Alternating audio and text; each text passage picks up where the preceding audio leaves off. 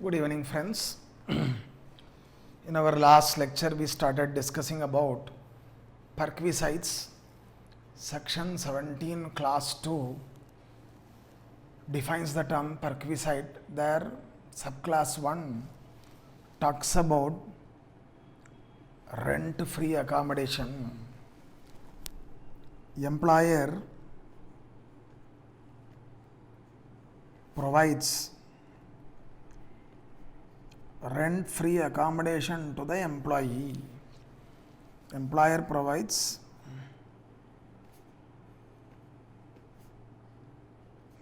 rent free accommodation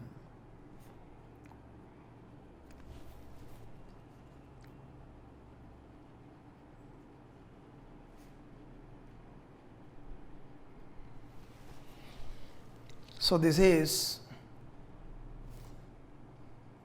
a benefit to the employee.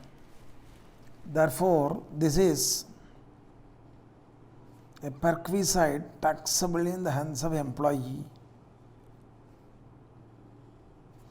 This is perquisites in the hands of employee. But this is a non-monetary perquisite. While computing the taxable salary of the employee, we should include this, but we need to quantify it for that purpose. We need to quantify it. See, this is perquisite correct under 17 to 1. This is perquisite. This is quantified under rule 3 sub rule 1. This is quantified under rule 3 sub rule 1. Fine. The accommodation is of two types.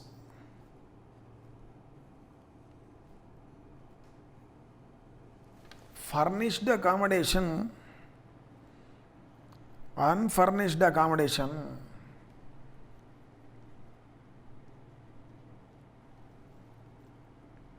Unfurnished, furnished. So the accommodation is of two types, furnished and unfurnished. What is furnished accommodation? Here space is also provided and household appliances are also provided. Chairs, tables, washing machine, fridge, AC, etc. appliances are provided.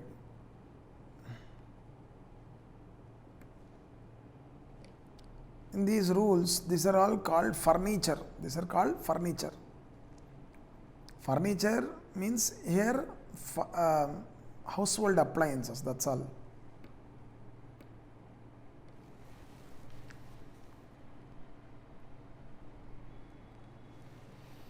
So accommodation is of two types, furnished, unfurnished. Unfurnished means space is provided plus household appliances are also. Here only space, living space is provided.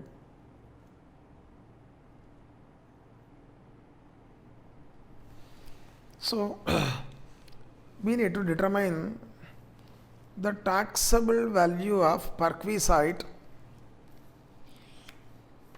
where unfurnished accommodation is provided. Taxable value of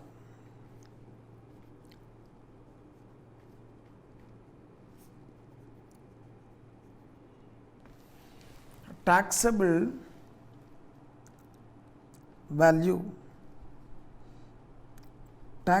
value of unfurnished accommodation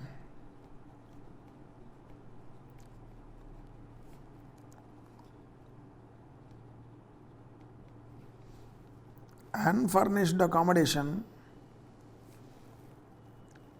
provided free of rent, provided free of rent. This is what we are going to discuss in the first place. Then we will come to furnished accommodation. First we will take taxable value of unfurnished accommodation.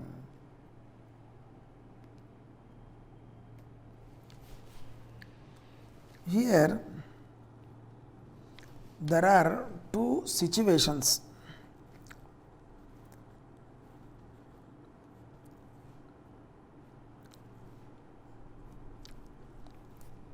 Here there are two situations.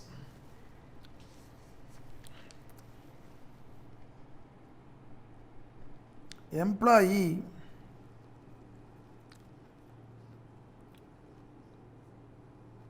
is government employee, non-government employee.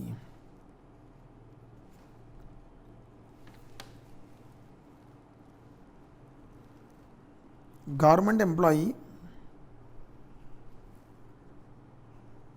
non-government employee.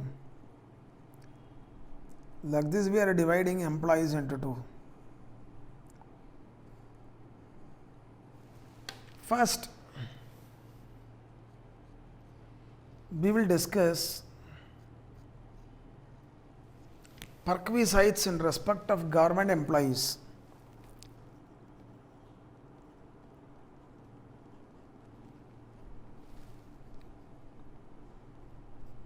For government employees, value of perquisite for government employees.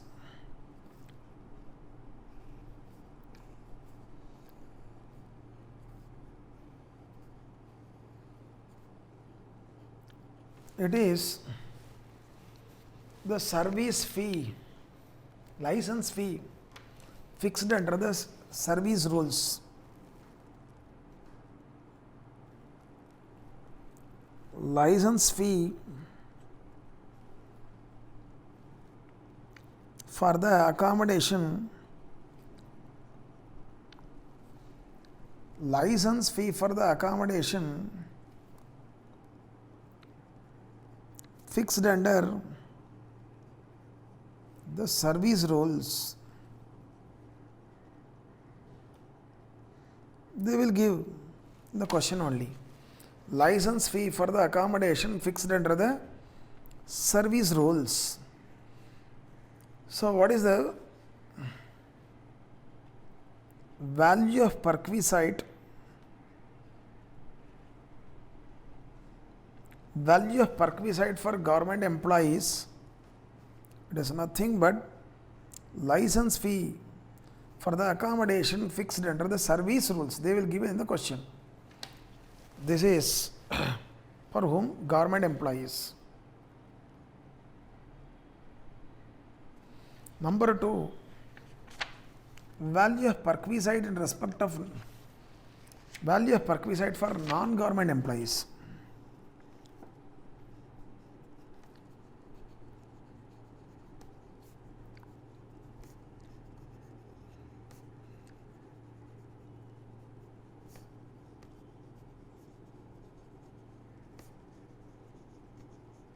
For non-government employees. Here there are two situations. Here there are two situations.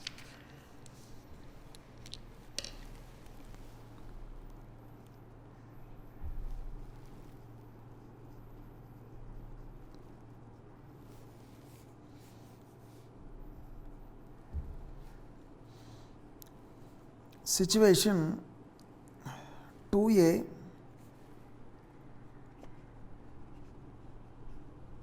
situation 2B.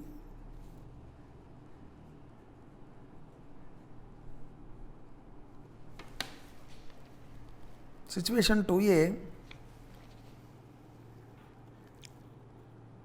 accommodation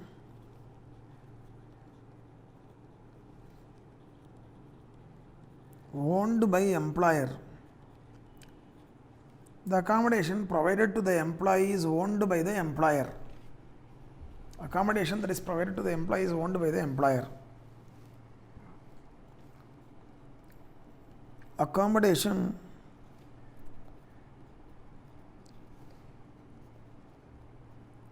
taken on lease by the employer. Taken on lease by the employer.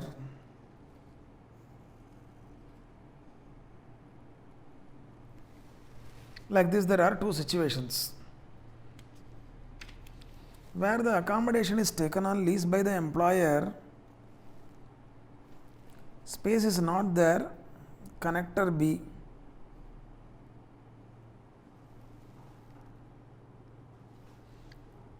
Here also space is not there, connector A. Where, so what we are discussing, we are talking about unfurnished accommodation given free of rent. Adiliyum we are talking about non-government employee. There also we are talking about a situation where accommodation is owned by the employer. Owned by the employer. There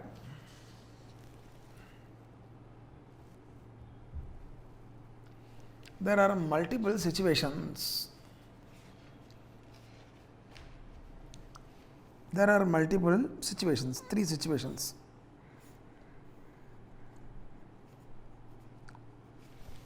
Situation 2A1, situation 2A2, situations 2A3.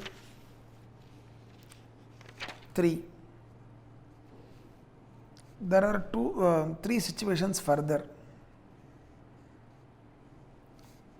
There are three situations further. Accommodation is owned by the employer, correct? There are three situations. The accommodation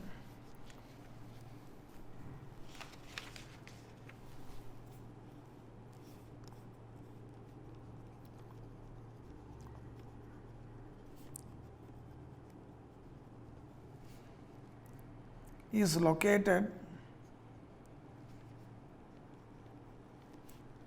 in a city or a town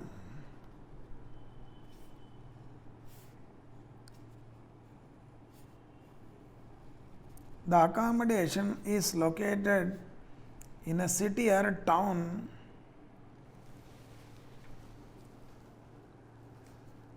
the population of which is not crossing 10 lakhs, of which population is more than 10 lakhs,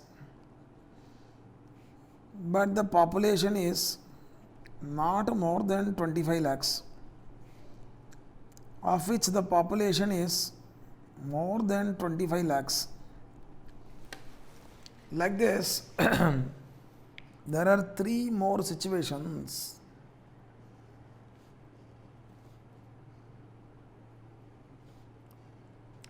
Where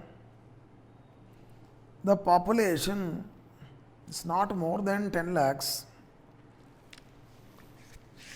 the taxable value of perquisite is equal to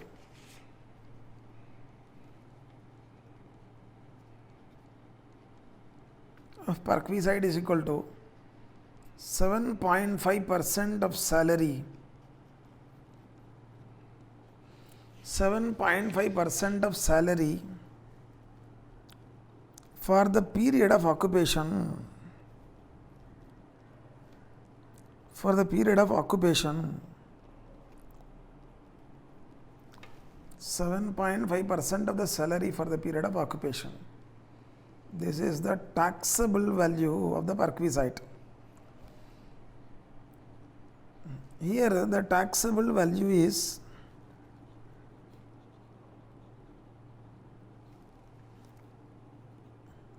it is 10% of salary. It is 10% of salary for the period of occupation.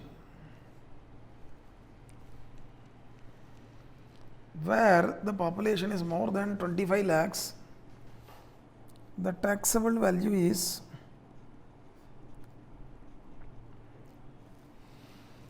15% of salary for the period of occupation. 15% of salary for the period of occupation of the accommodation. So this you need to understand. So accommodation divided into two, furnished, unfurnished. Where it is unfurnished accommodation, we need to find the taxable value. Government employer, the license fee for the accommodation fixed under the license rules, service rules. That is the taxable value of perquisite for unfurnished accommodation provided free of rent to government employees. Non-government employees, the accommodation owned by the employer and the accommodation is located in a city or a town, the population of which is not more than 10 lakhs, more than 10 lakhs, not more than 25 lakhs, more than 25 lakhs. Where not more than 10 lakhs, 7.5% of salary for the period of occupation. More than 10 lakhs, not more than 25 lakhs, 10% of salary for the period of occupation. More than 25 lakhs, the taxable value of perquisite is 15% of salary for the period of occupation. That way, you need to understand. Now come to 2B. What is 2B? Accommodation is taken on lease by the employer. Accommodation is taken on lease by the employer. Then taxable value is equal to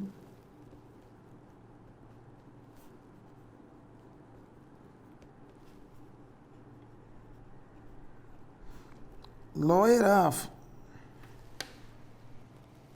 two items, 15% of salary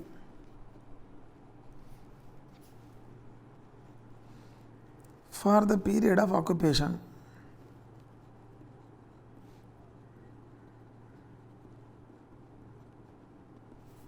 B, lease rent paid by employer. Lease rent paid by the employer for the same period of occupation. This is the taxable value. Lower of, this is important, 15% of salary for the period of occupation. B, lease rent paid by the employer. This is the taxable value. Fine.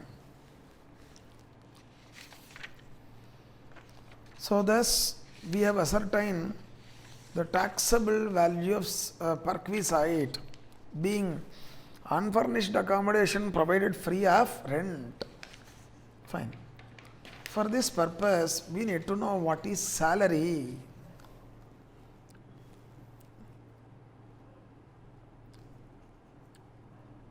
Salary for this purpose.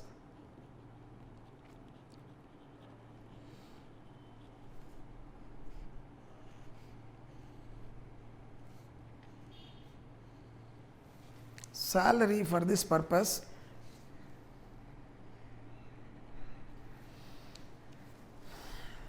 generally we will tell this includes, that includes, but here it excludes.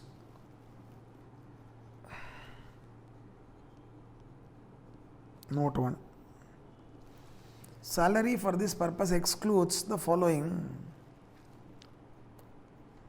Number 1, allowances to the extent exempt. Allowances to the extent exempt should be excluded. All perquisites should be excluded. Dearness allowance to the extent not considered for retirement benefits to the extent not considered for retirement benefits.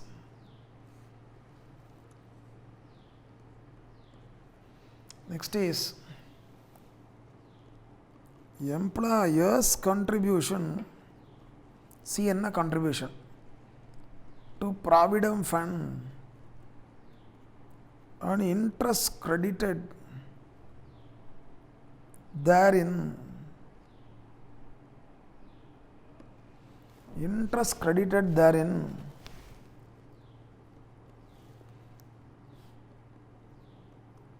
terminal benefits like gratuity, etc. Upon termination of service, whatever benefits comes there, these are all terminal benefits. These are all to be excluded. So, what are all to be excluded? Allowances to the extent exempt, perquisites, dearness allowance to the extent not considered for retirement benefits, employer's contribution to Provident Fund and interest credited therein, and terminal benefits. These are all to be excluded. Number 2,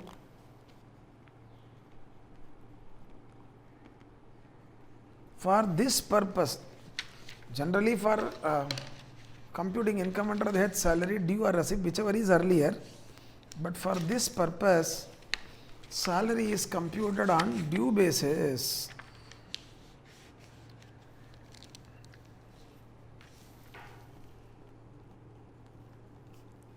For this purpose, salary is to be computed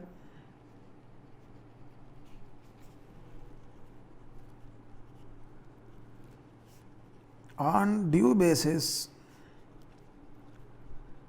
Salary is to be computed on due basis. That means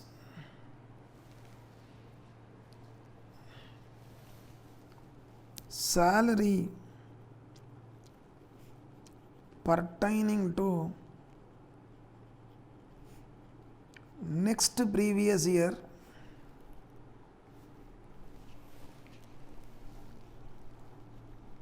received in advance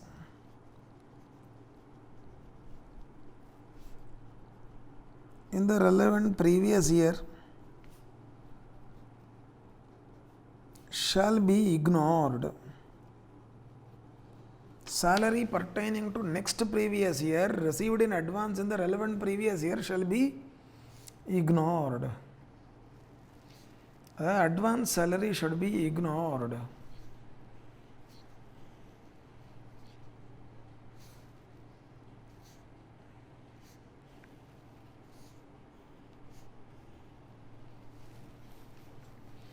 Note number 3.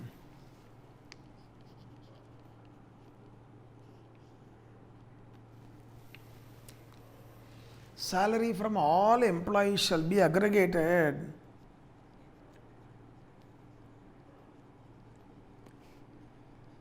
from all employees. Salary from all employees shall be aggregated. When we are saying 7.5% of salary, 10% of salary, 15% of salary, etc., it is not only salary from the employer who has provided rent-free accommodation. Okay, to visualize, I will give you an example.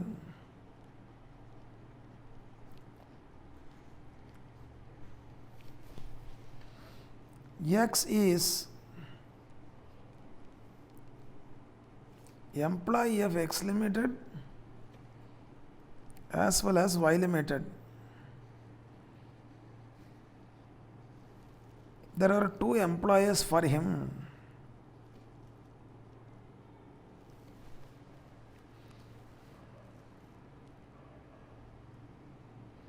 X Limited is giving him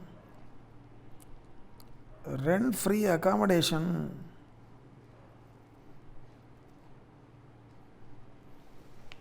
where the accommodation is given at Chennai. This accommodation is owned accommodation, owned by X Limited. Owned by X Limited. Now, while computing perquisite here,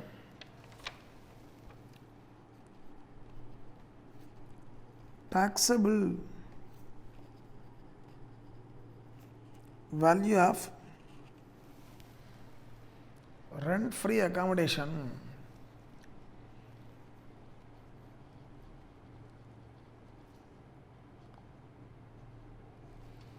taxable value of rent-free accommodation is equal to,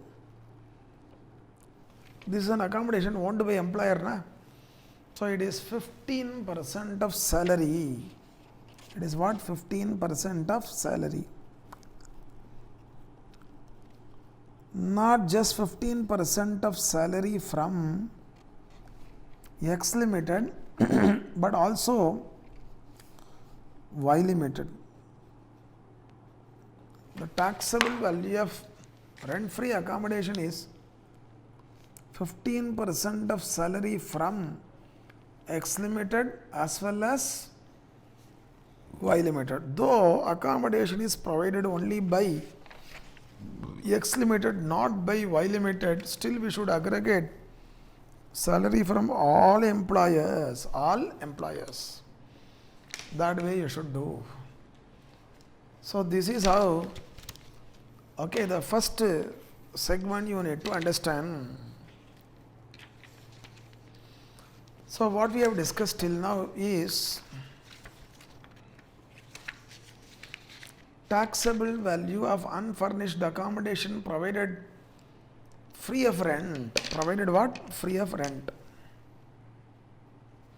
Now we need to discuss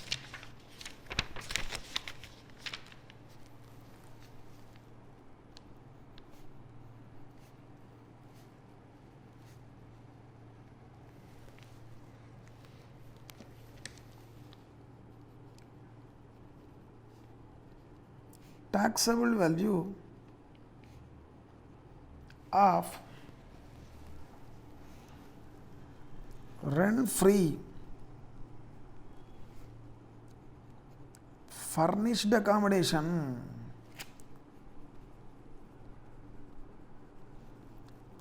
taxable value of rent-free furnished accommodation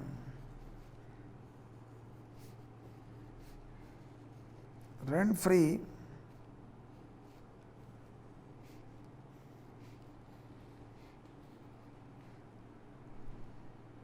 furnished accommodation. There,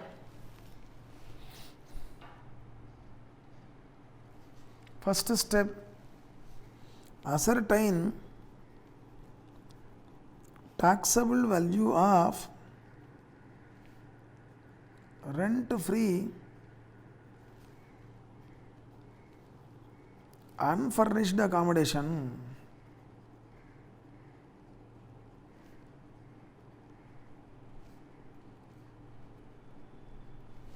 taxable value of rent-free unfurnished accommodation. To that you should add taxable value of furniture. The furniture na, it means all household appliances. Taxable value of furniture. What we get is taxable value of rent-free furnished accommodation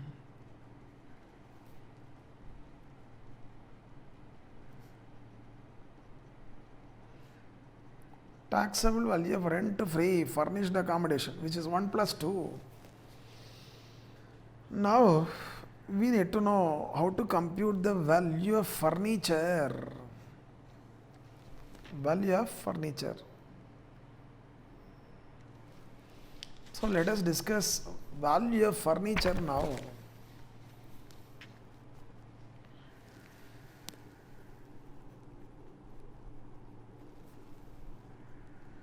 In fact, I should say taxable value of furniture.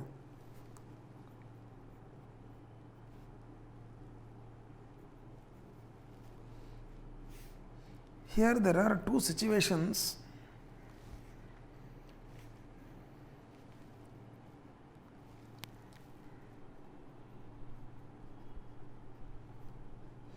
Situation 1, furniture is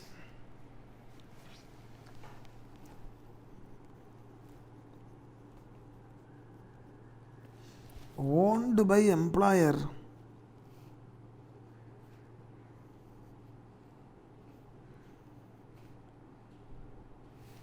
furniture is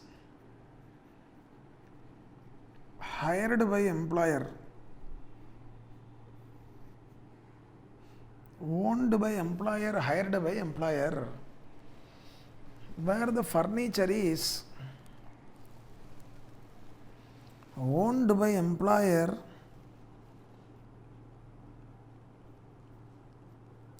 taxable value is equal to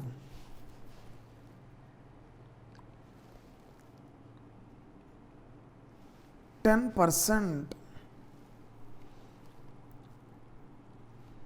of original cost, 10% of original cost. It is what? 10% of original cost, 10% per annum of original cost.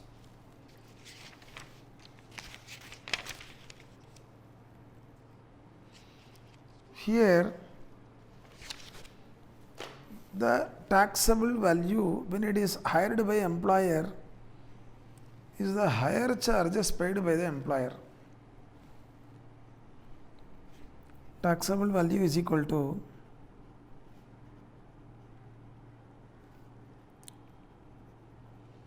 higher charges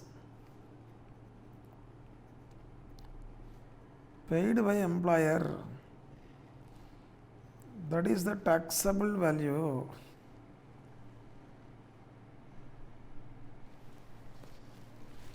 This you need to note. So this is how we compute the taxable value of rent-free furnished accommodation. Furnished accommodation. There are some more important points we will be discussing.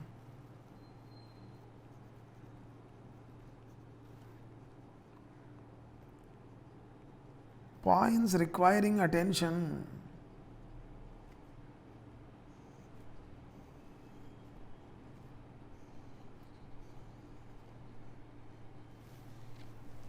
Where the accommodation is provided in hotel,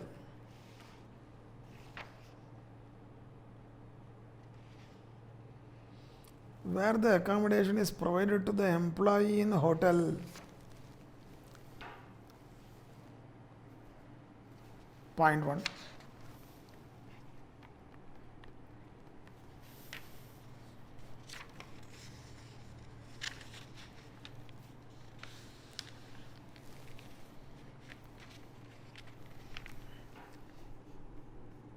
Employer provides accommodation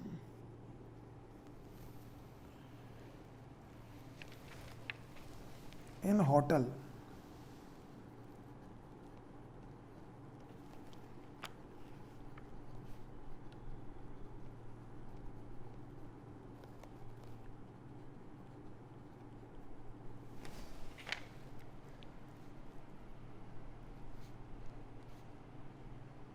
Free of cost.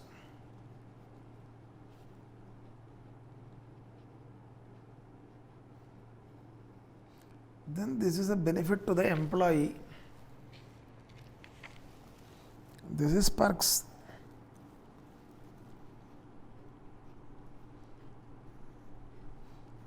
The taxable value is equal to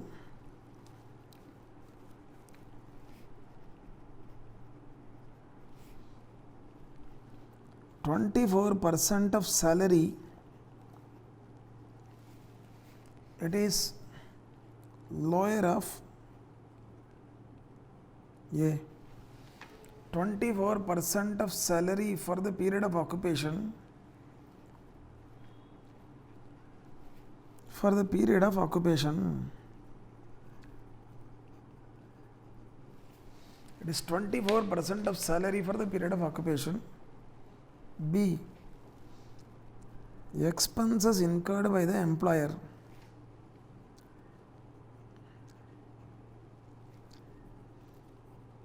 Expenses incurred by the employer, whichever is less, that will be the taxable value of perquisite. It is 24% of salary for the period of occupation, or expenses incurred by the employer, whichever is less, lower.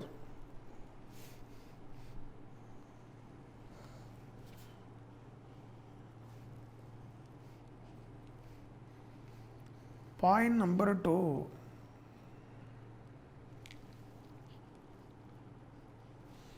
Where employee is transferred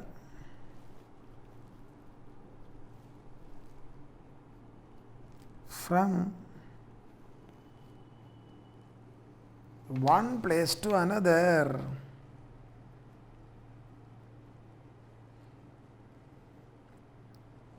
Is transferred from one place to another.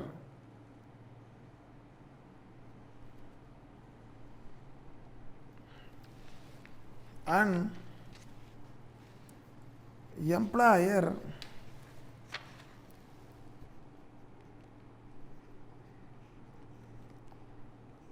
provides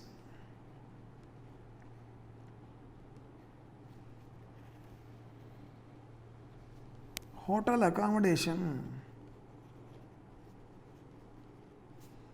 provides rent-free hotel accommodation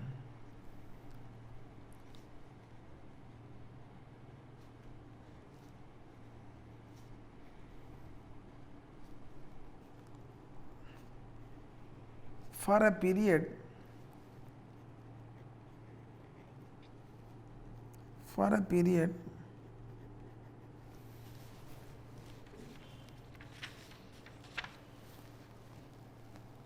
not exceeding 15 days, for a period not exceeding 15 days in a year, not exceeding 15 days in a year,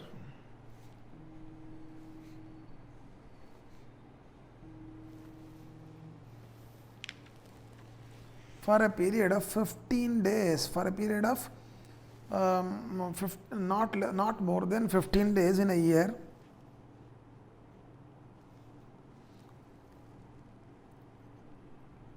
nothing is taxable.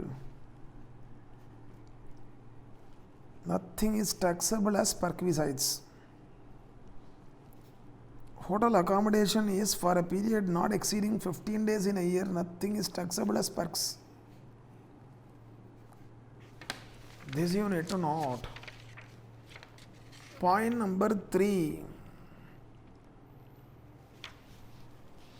Point number 3.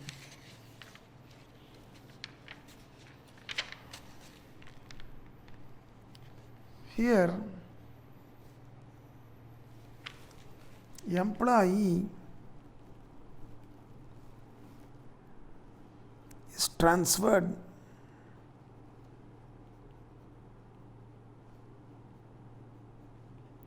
from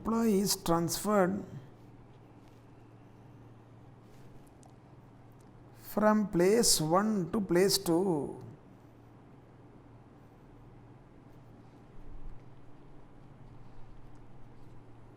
Employee is transferred from place 1 to place 2.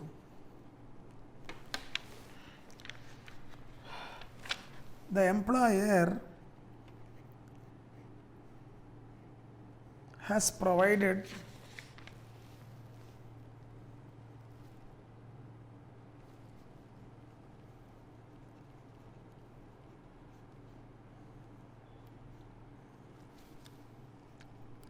accommodation in place 1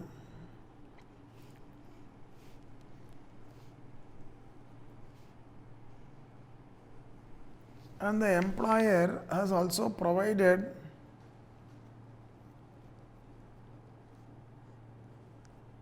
accommodation in place 2,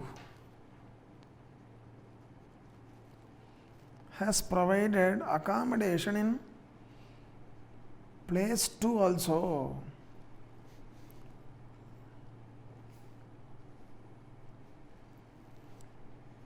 Say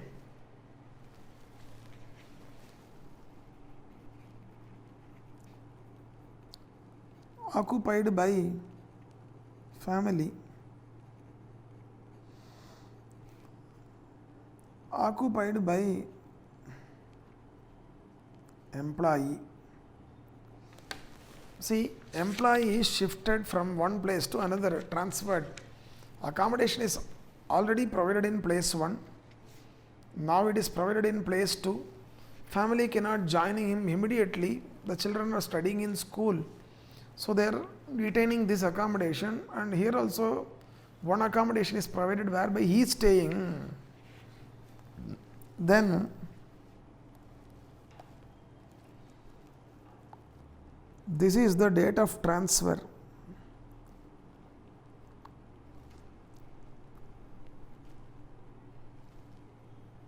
From the date of transfer,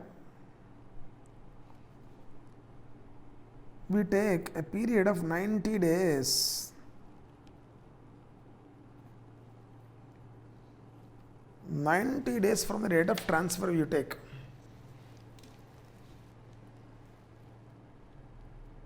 Thereafter, the period thereafter. In this 90 days period,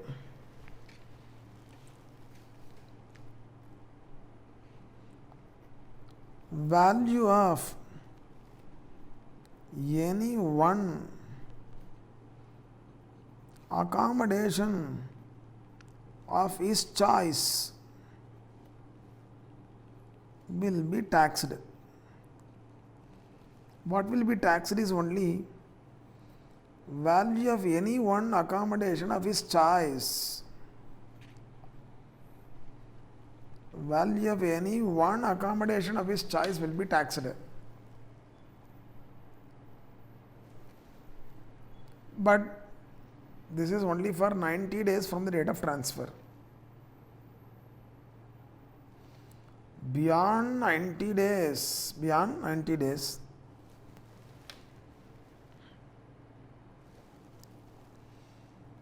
value of both the accommodations will be taxed. Value of both the accommodations will be taxed. Value of both the accommodations will be taxed. So, for a period of 90 days from the date of transfer, accommodation, any one accommodation of his choice will be taxed. Thereafter, value of both the accommodations will be taxed. This is point number 3. Next is point number 4.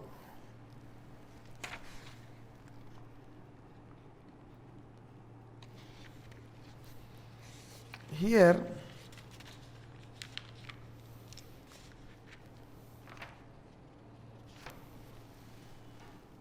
central government or state government employee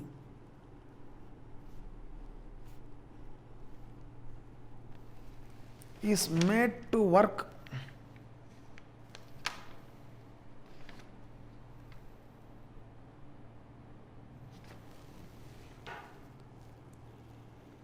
central government employee or state government employee is made to work for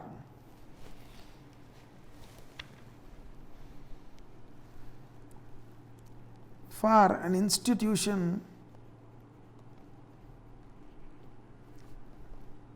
or corporation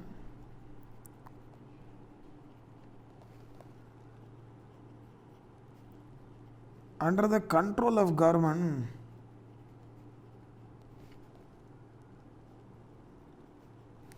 is made to work for the institution or corporation under the control of government.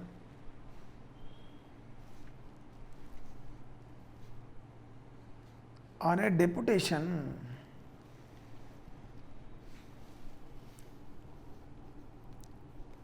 on a deputation,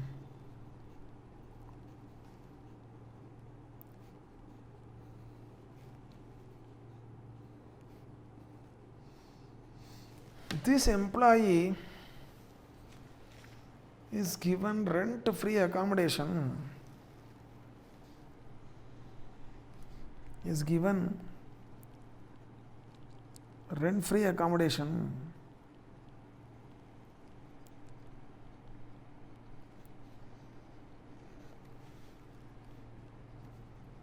taxable value of rent-free accommodation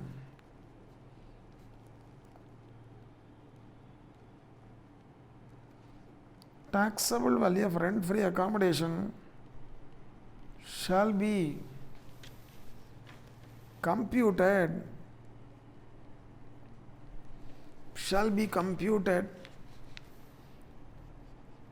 treating him as non-government employee. Taxable value of perquisite shall be computed treating him as non-government employee. This is point number 4. Point number 5 is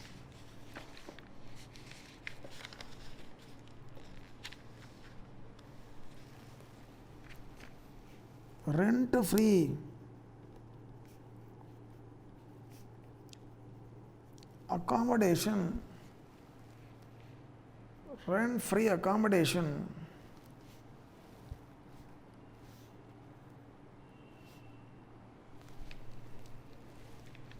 is provided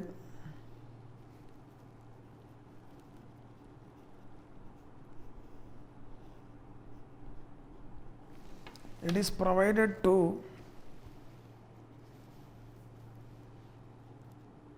High Court or Supreme Court judge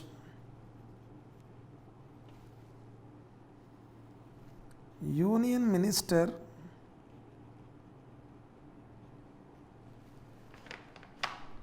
official of parliament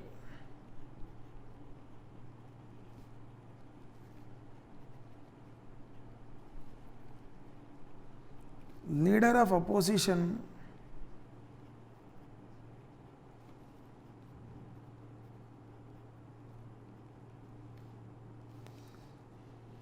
these are all not taxable.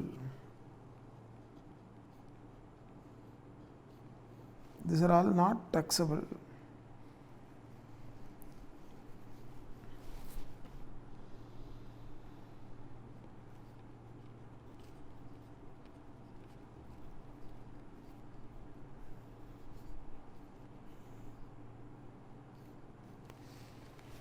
Then point number 6.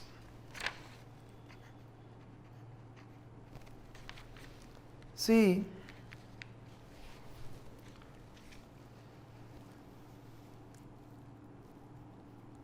a temporary accommodation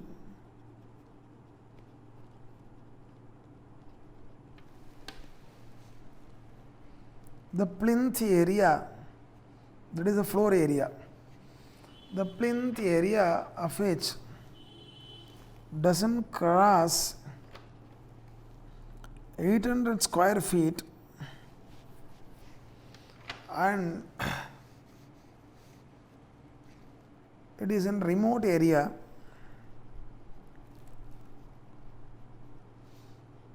temporary accommodation, the plinth area of which is not crossing 800 square feet located in a remote area. If this accommodation is provided by the employer to the employee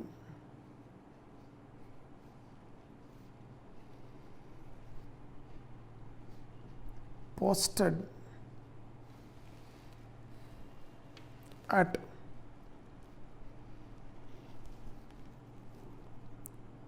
mining site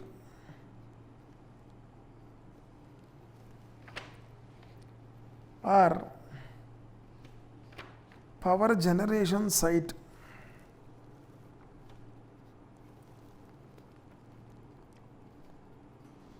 project execution site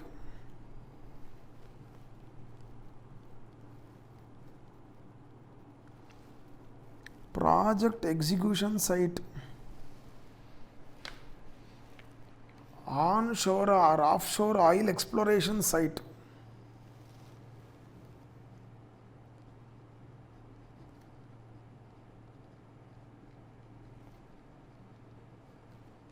oil exploration site dam construction site.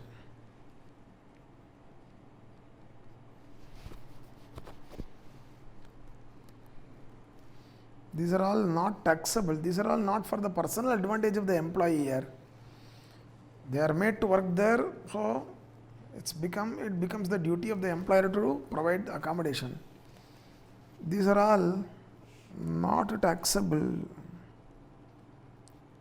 These are all not taxable.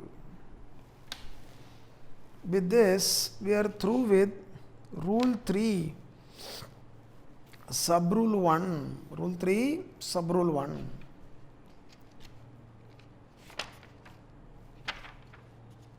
Fine. Next is section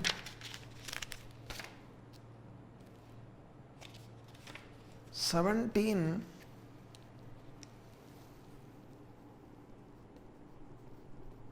class 2, subclass 2, read with rule 3, sub rule 1.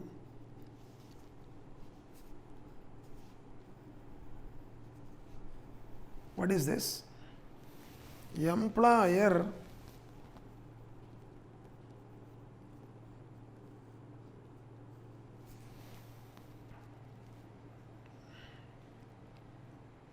provides accommodation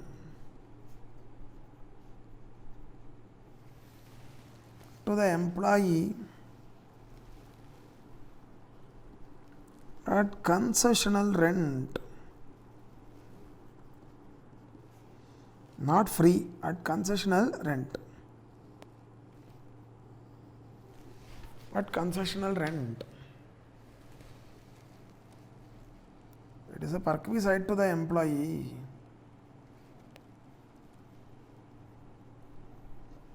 As per 17(2)(2). This is quantified under rule 3, sub rule 1. This is quantified under rule 3, sub rule 1. How do we quantify?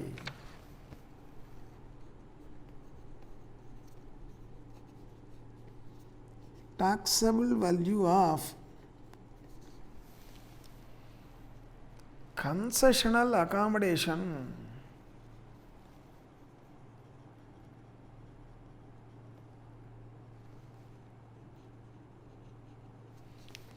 taxable value of concessional accommodation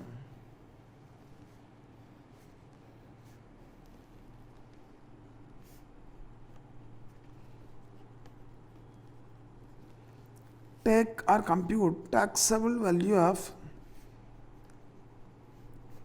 rent free accommodation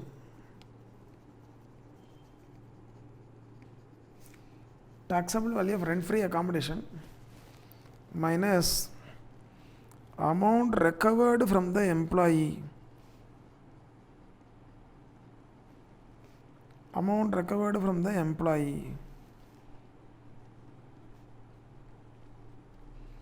Balance is the taxable value. Balance is the taxable value.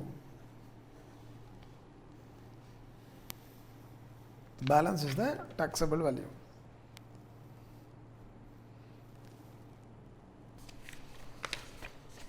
Now we will do some illustrations on the provisions which we have discussed.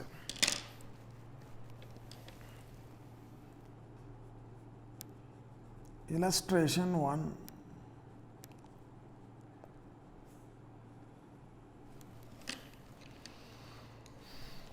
Assessee is Mr. X and is employee of ABC Private Limited.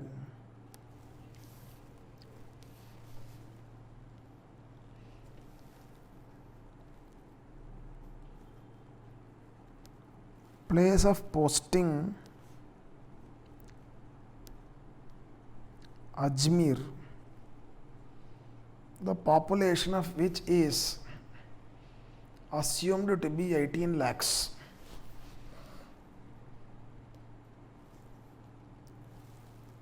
Then is given basic salary of rupees 3 lakhs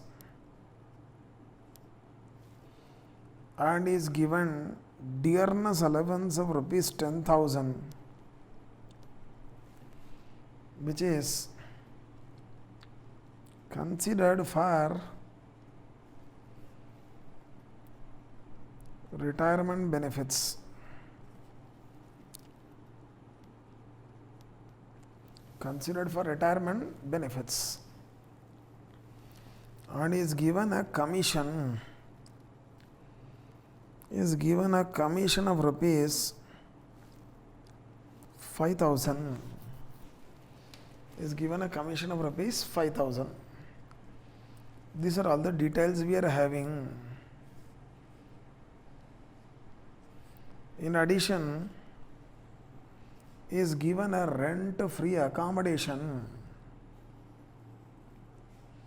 In addition, is given a rent-free accommodation.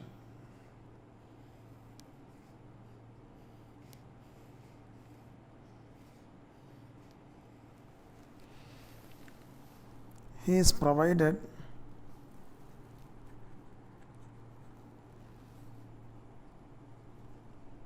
rent-free unfurnished accommodation.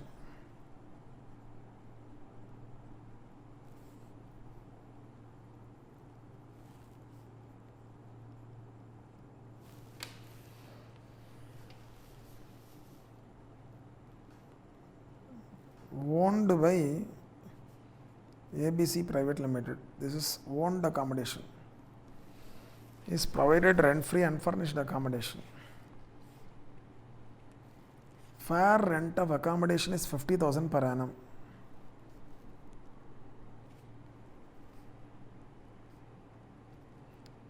Fair rent of accommodation is rupees 50,000 per annum. Rupees 50,000 per annum. So required, determine the taxable value of perquisite in respect of accommodation. Required,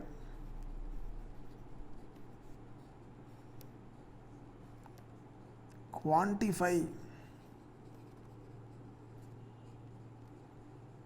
the perquisite under 17 to 1 read with rule 3 sub rule 1.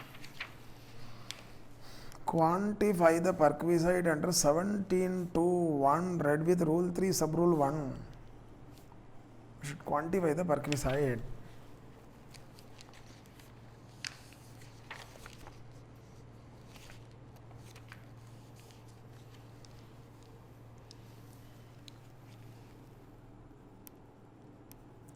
determination of taxable value of rent free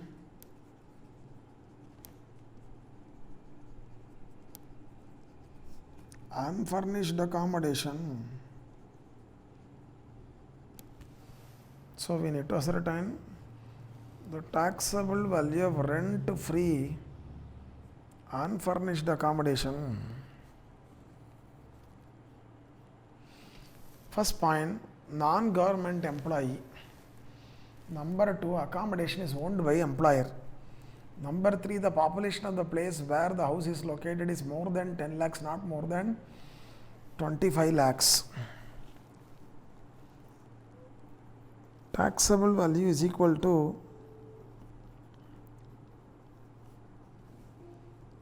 10% of salary. 10% of salary. So here it is 10% of 3 lakhs plus dearness allowance 10,000 plus commission 5,000. Everything should be taken. What is to be excluded is given separately. Allowances to the extent exempt, then dearness allowance to the extent not considered for retirement benefits, terminal benefits, employer's contribution to the provident fund and interest credited therein, perquisites, these are all only to be ignored. So these things can be considered, which is 3,15,000 on the 10% is 31,500. 3,15,000, the 10% is what? 31,500. 31,500. This is the taxable value of perquisite. Fine. Very simple question. Illustration number 2.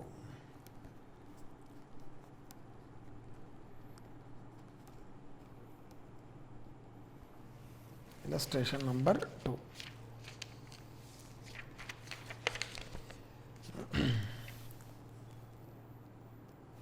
Previous year 1920, assessment year 2021, SASI is X,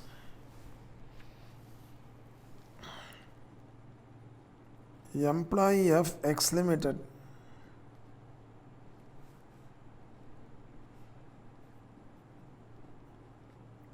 posted at Indore.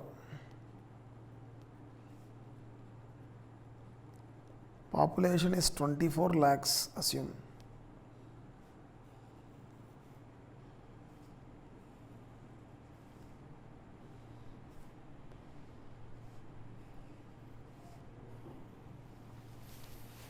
Now, his remuneration package.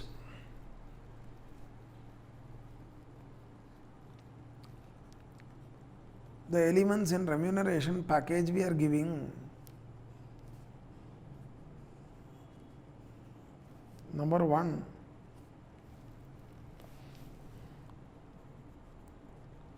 basic salary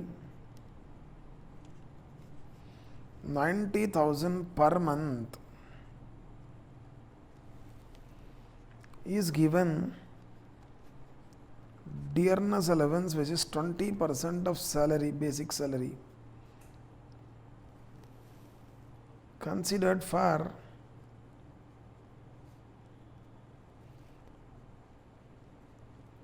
retirement benefits.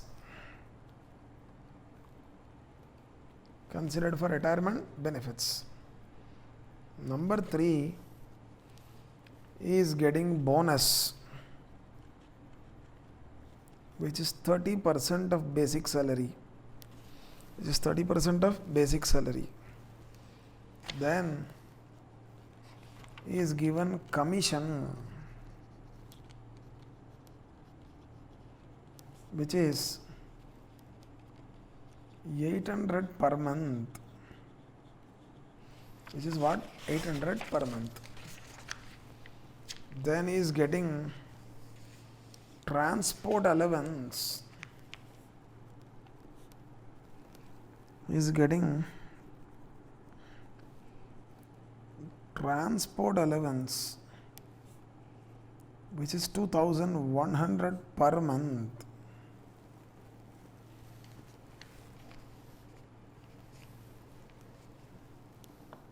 Here,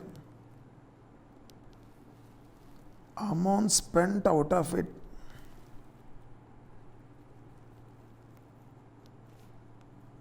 for commuting between office and residence,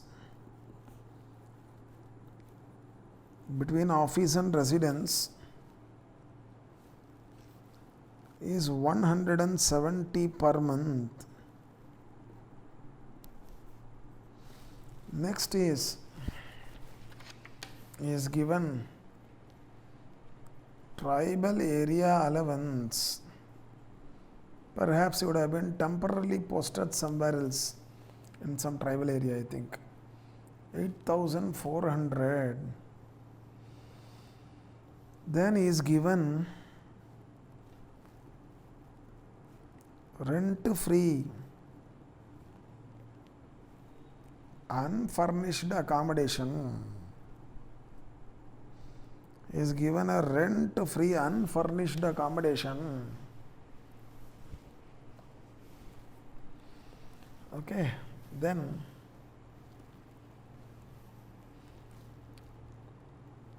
income tax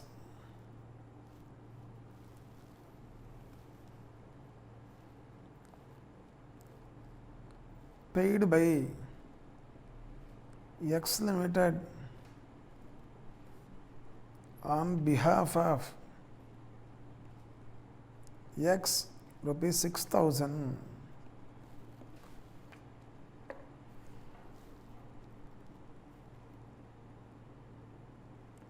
Advance salary pertaining to April 2009 and 2019, May 2019, 19 illa 20, April 2020 and May 2020 advance salary pertaining to April 2020 and May 2020 is received in advance in March 2020. Advance salary pertaining to April 2020 and May 2020 is received in advance in March 2020. This is that. Then required, determine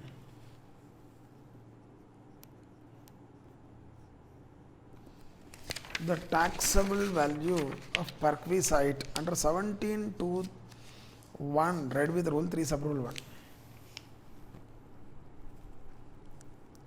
Determine the taxable value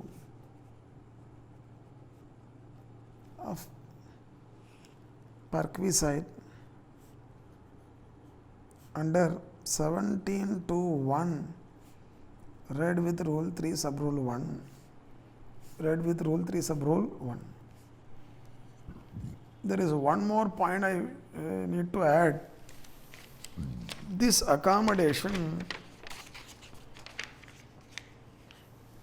rent-free accommodation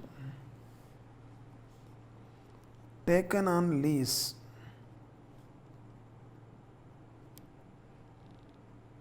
by X Limited, lease rent is 40,000 per month. This rent is 40,000 per month. This is not an accommodation owned by the employer. This is taken on rent. It is taken on rent, and the lease rent is 40,000. These are all the details given. Now we need to compute the taxable value of Parkview site.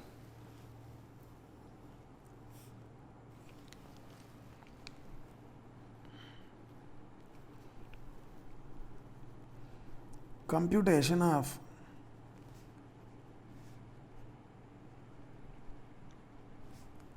taxable value of rent-free accommodation, rent-free, unfurnished accommodation,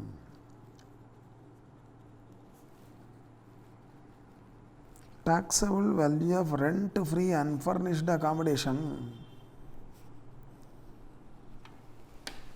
There, first point, the accommodation is taken on lease.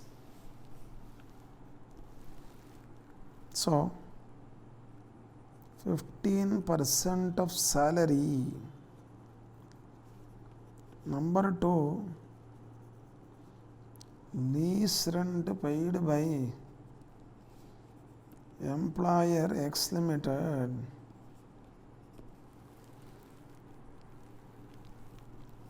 Taxable value is equal to 1 or 2, whichever is less. Lease rent paid by the employer is 40,000 into 12, 4,80,000. Now we need to compute salary.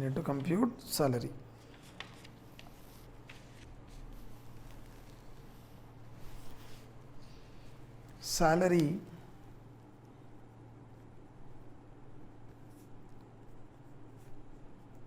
for the purpose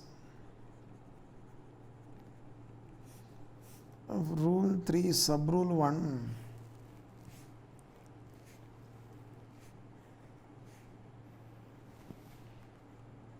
Number 1,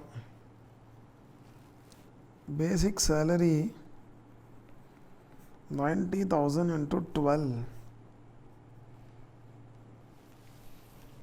90,000 into 12, 10,80,000.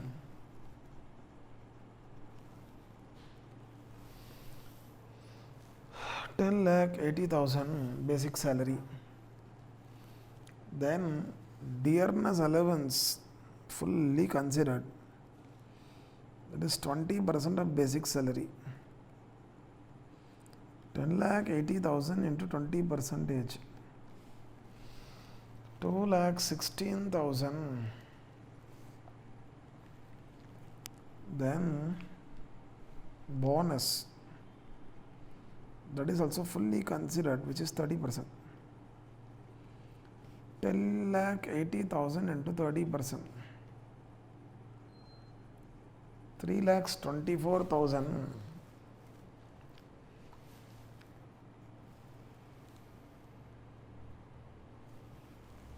Next is commission. This should also to be taken 800 into 12, which is 9,600. Transport allowance is also fully taxable. It is not exempt under 1014. No exemption under 1014. Reason being is not blind or deaf and dumb or orthopedically handicapped. So the transport allowance is 2,100 into 12, 25,200. And the amount spent in commuting between office and residence is irrelevant. Tribal area allowance is 8,400 minus 200 into 12. 200 is exempt per month. This is 1014 exemption.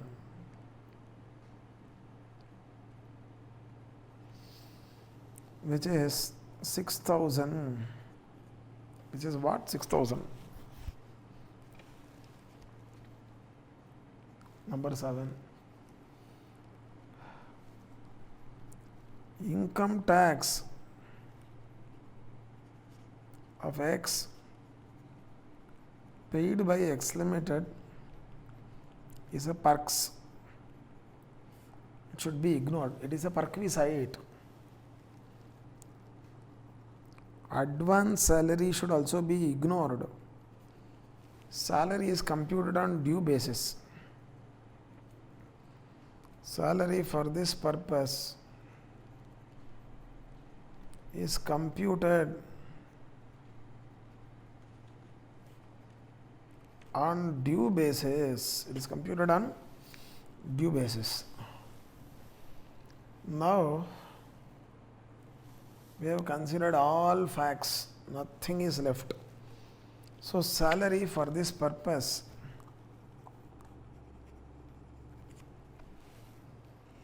(1 to 8), if you consider 12,80,000 plus 2,16,000 plus 3,24,000 plus 9,600 plus 25,200 plus 6,000 is 16 lakhs 60,800. 10 lakh 80,000, 2 lakh 16,000, 3 lakhs 24,000, 9,600, 25,200 plus 6,000 is 16 lakh 60,800. This is the total salary, relevant salary. We need to quantify 15%.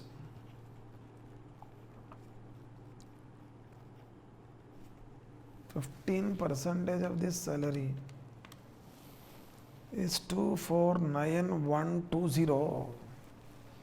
So that we should take here 249120, which is less. 249120, this is less. This is the taxable value of perquisite. This is the taxable value of perquisite. Illustration number 3.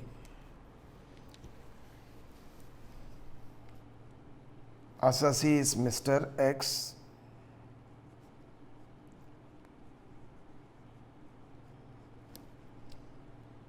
Previous year 1920. Assessment year 2021. This X is employee of X Limited.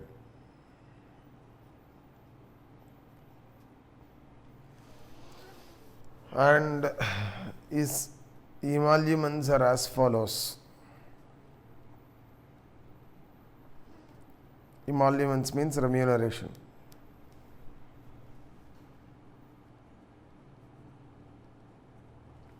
Emolument details.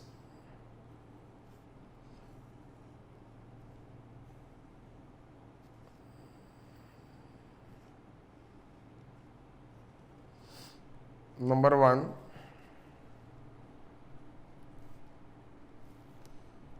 basic salary 8,60,000, bonus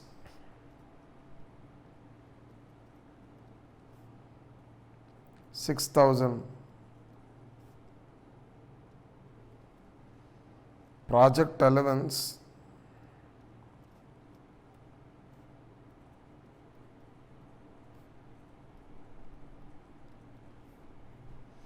5,000.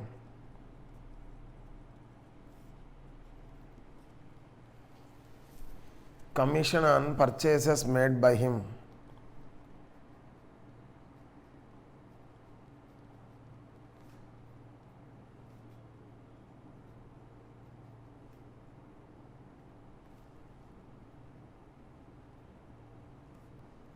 made by X 16,500.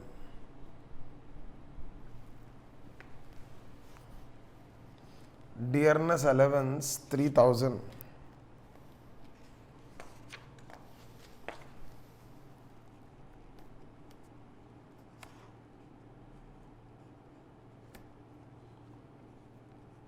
Per month.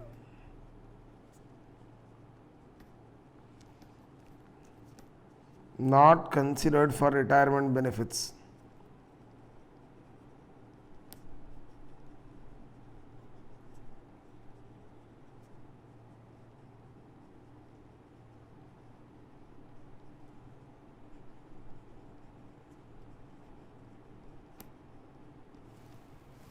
Not considered for retirement benefits. Education allowance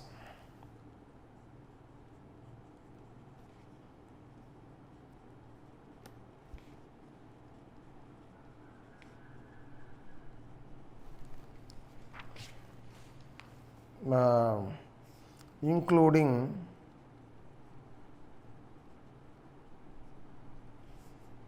allowance of hostel expenditure,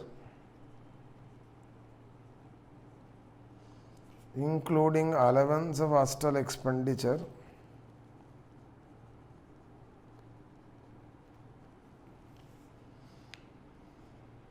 for 2 children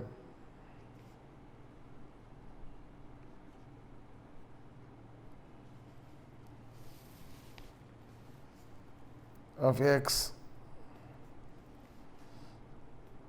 who are medical students at Delhi.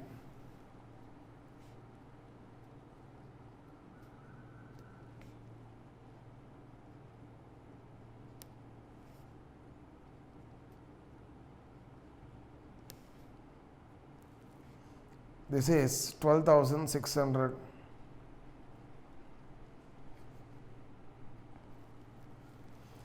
Gas bills paid by employer on behalf of X.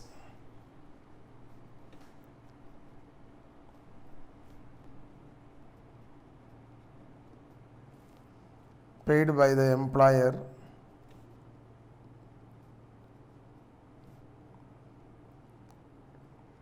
on behalf of X.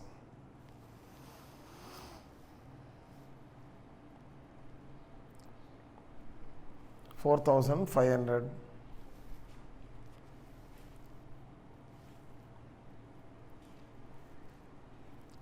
Rent-free accommodation provided.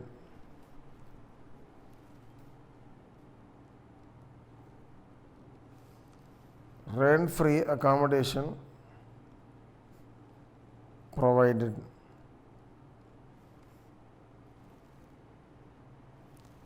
At Bombay.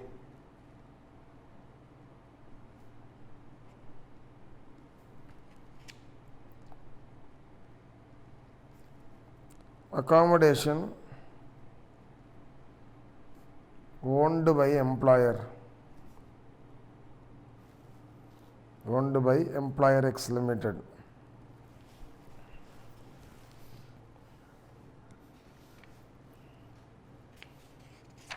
Additional information.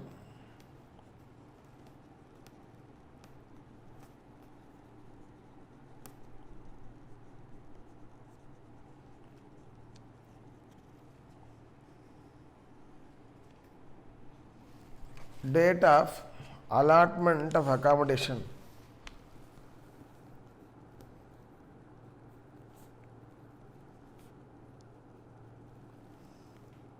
Date of allotment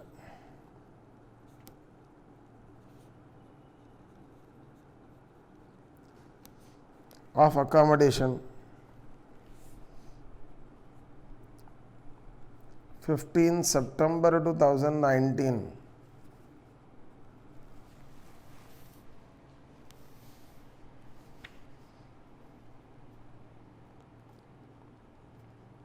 Actual occupation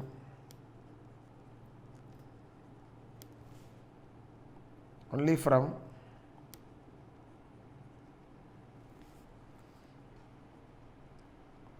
October 2019. 1st October 2019.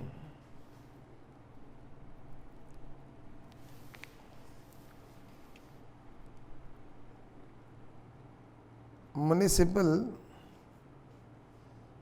value of accommodation.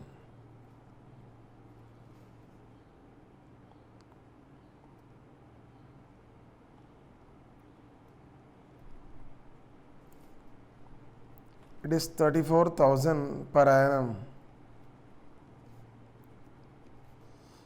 Fair rent 37,000.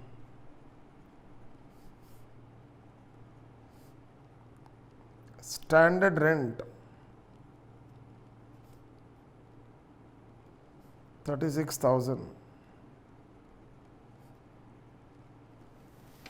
Required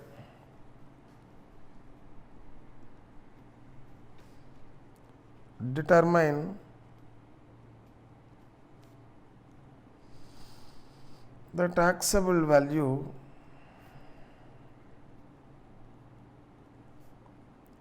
of perquisites under 17 class 2 subclass 1 read with rule 3 subrule 1. Read with rule 3 subrule 1. So these are all the facts. Now we need to determine the taxable value of accommodation.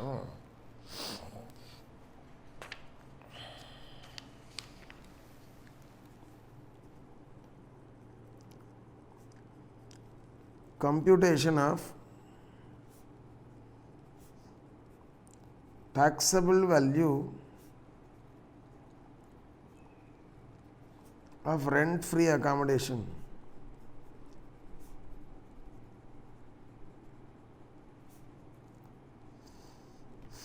Here, this assessee is non-government employee.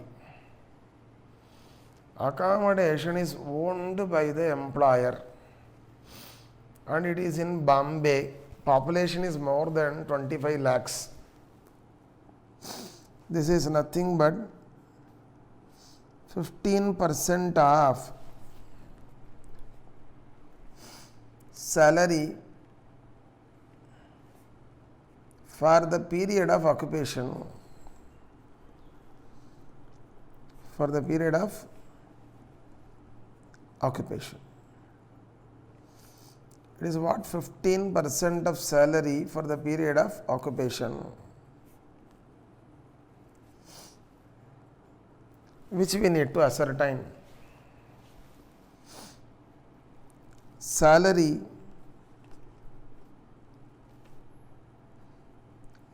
for the period of occupation.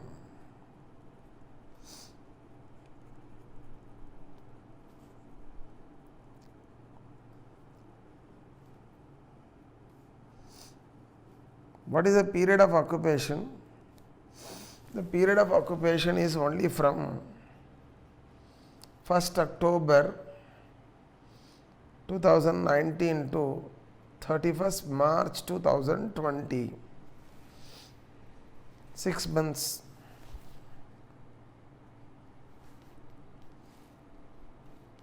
Basic salary 8,60,000. This is for the entire year. For 6 months 4,30,000. Then the remuneration package we have bonus.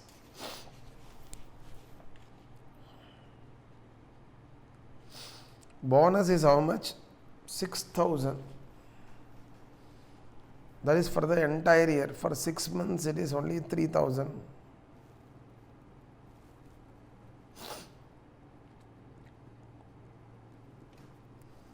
Then project allowance.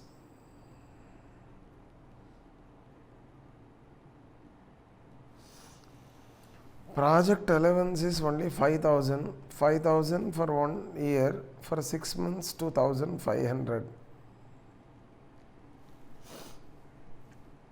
Next is commission.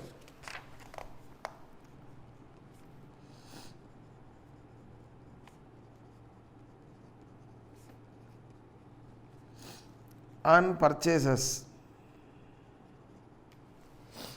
Commission on purchases 16,500 for 1 year. For 6 months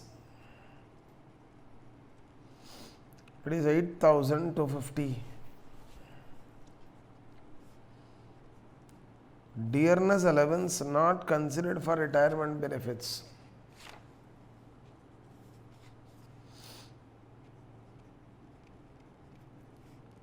Child education allowance and hostel expenditure allowance. The amount is 12,600 for 2 children, minus the exemption is under 1014.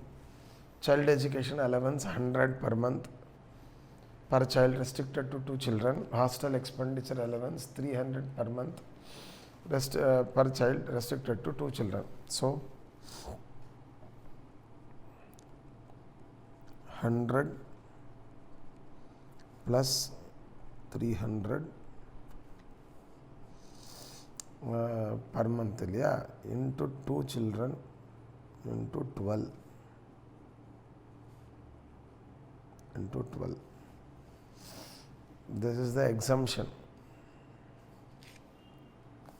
What we get is 400 into 2 into 12, 9,600. Taxable portion is 3,000. This 3,000 is for 1 year. For 6 months it is 1,500. This is how much? 1,500. What I have done, see, 12,600 is the sum total of child education allowance and hostel expenditure allowance. 100 is the exemption per child per month for child education allowance. 300 is the exemption per month per child for hostel expenditure allowance. So totally 400 into 2 children into 12. This is for 1 year, the taxable portion 12,600 plus 9 minus 9,600, 3,000. Adala 6 months into 6 by 12, which is what? 1,500. Which is 1,500. This child education allowance. And hostel expenditure allowance taxable for 6 months, just 6 months. This represents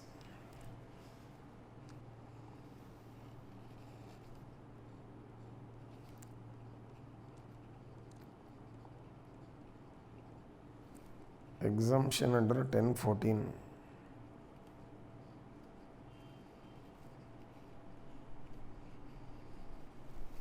This represents exemption under section 1014. Next is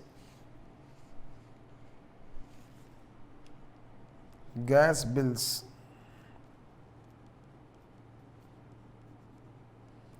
Paid on behalf of X. This is a perquisite.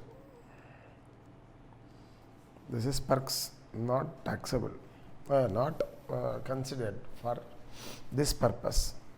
In a salary for this purpose excludes DA, which is not considered for retirement benefits. Not considered for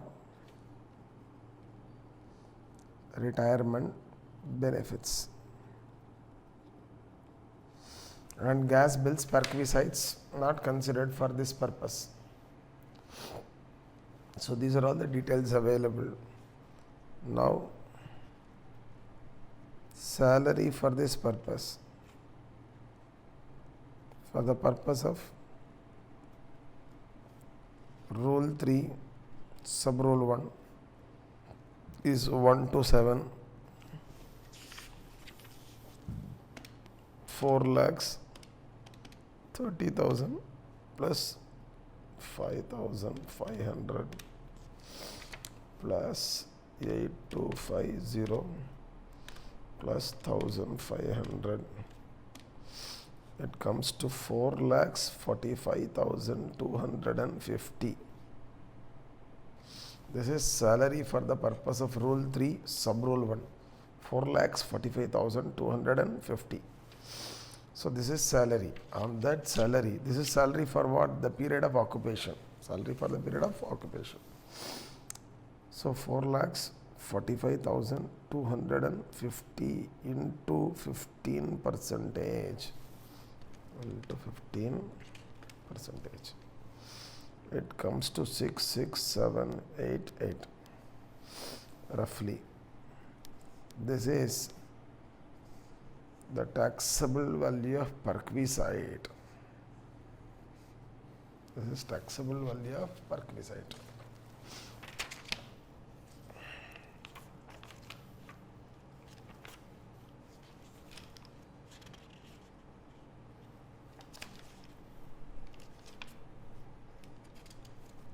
Correct. Fine. To consolidate the discussion, here the assessee is a non-government employee. Accommodation is provided to him free of rent, and the accommodation is owned by the employer and it is in Bombay. So the taxable value of perquisite is simply 15% of salary for the period of occupation. Period of occupation, if you see, he occupied the house only from 1st October. From 1st October to 31st March 2020 is the period of occupation in the current year. So I shall compute salary only for this period. So basic salary, bonus, project allowance, commission, DA. DA is not considered for retirement benefits, I have ignored. Child education allowance and hostel expenditure allowance, taxable portion only I am taking. And then gas bills paid by the employer on behalf of Axis Perquisite I am ignoring, and I have computed salary for this purpose. On that 15% is the taxable value of perquisite. So it's a very easy question. Note,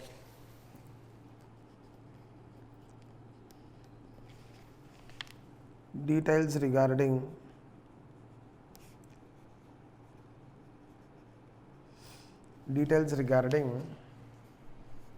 municipal value,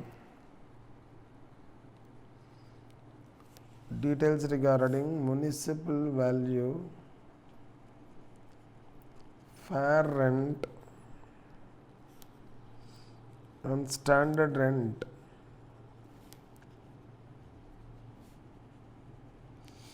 are irrelevant for quantifying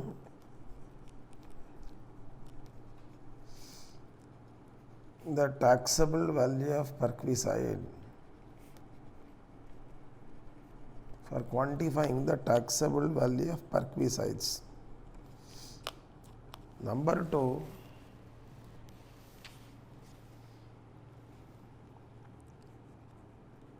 date on which assessee, that is employee, occupied the accommodation.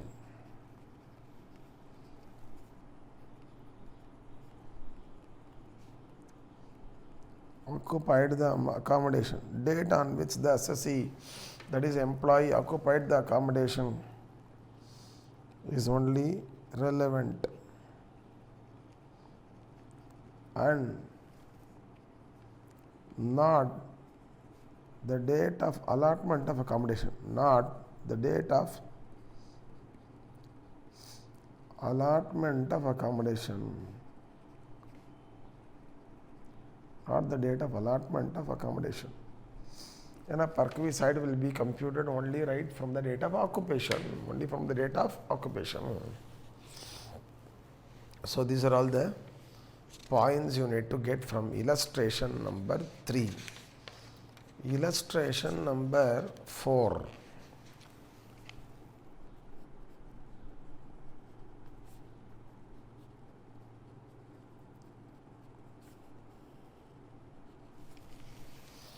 This is a very good illustration. Listen. Illustration number 4.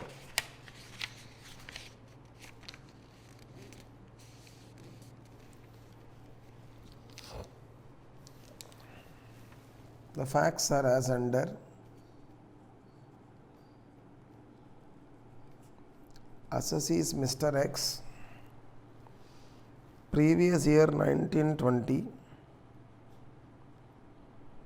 Assessment year 2021. He is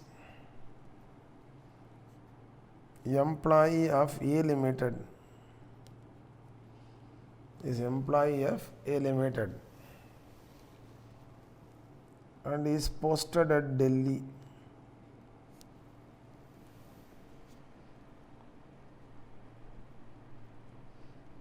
Is posted at Delhi.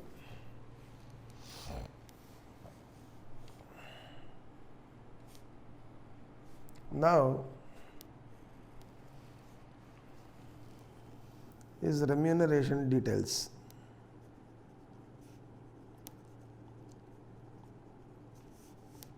Remuneration details. The remuneration details of X are as under. There, number 1, his basic salary, it was rupees 35,000 per month.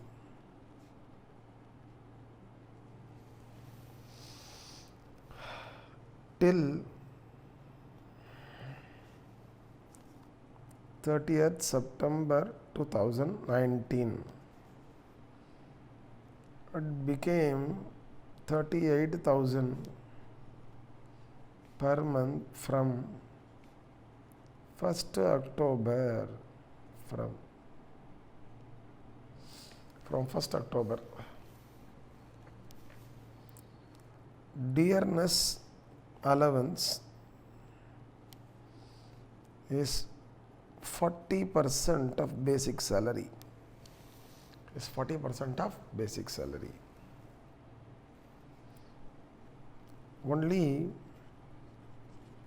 60% is considered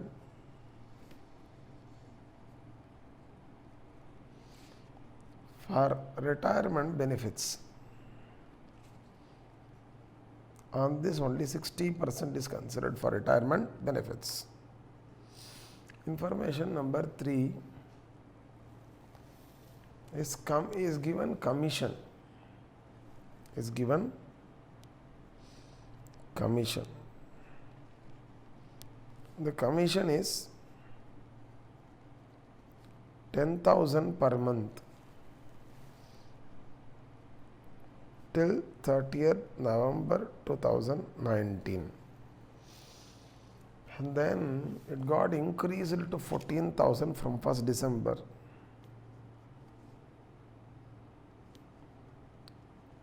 $14,000 per month from 1st December. From 1st December.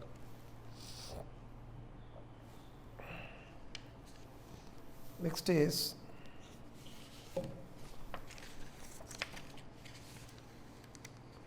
number 4.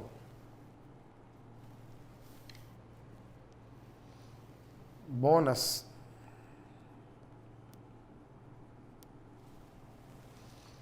The bonus is 25% of basic salary. This bonus is 25% of basic salary. Number 5, he is transferred to Bombay.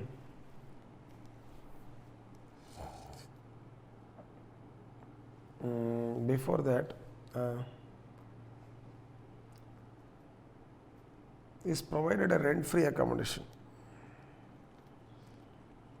rent-free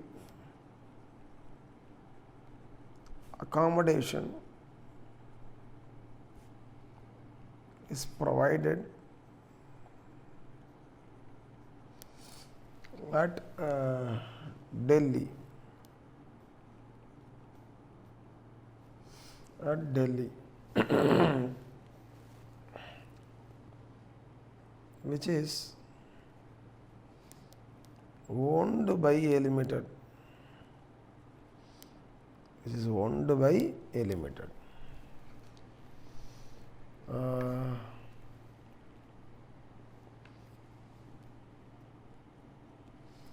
Point number 6. Mr. X was transferred to Bombay. He was transferred to Bombay on 1st September 2019. 1st September 2019.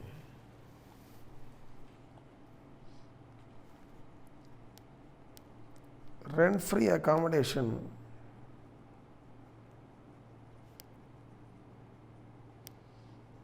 is provided at Bombay.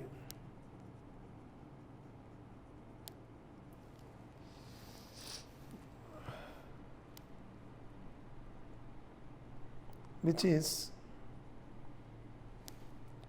taken on lease by the employer, which is taken on lease by A Limited, not owned, taken on lease.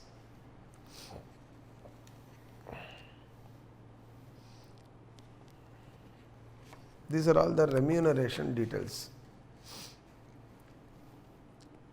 Additional information.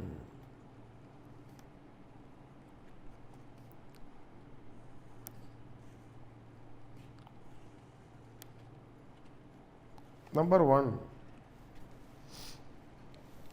Delhi accommodation was occupied, is provided rent-free accommodation.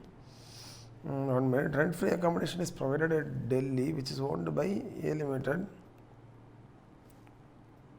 till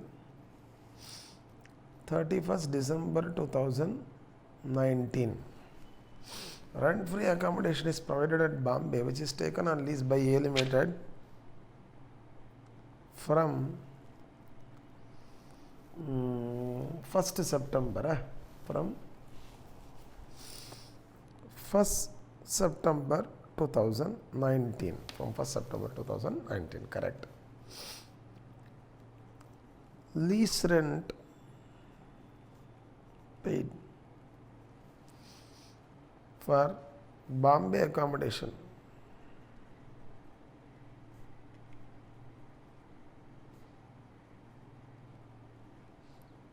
by A Limited. Lease rent paid for Bombay accommodation by A Limited. It is 9,000 per month till 31st October 2019. Rupees 18,000 per month thereafter.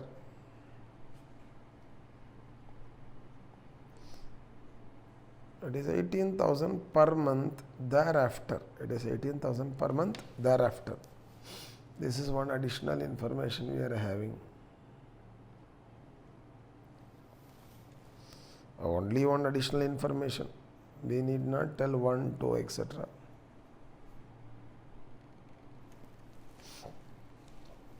Fine. Required. Determine the taxable value of perquisite. Determine the taxable value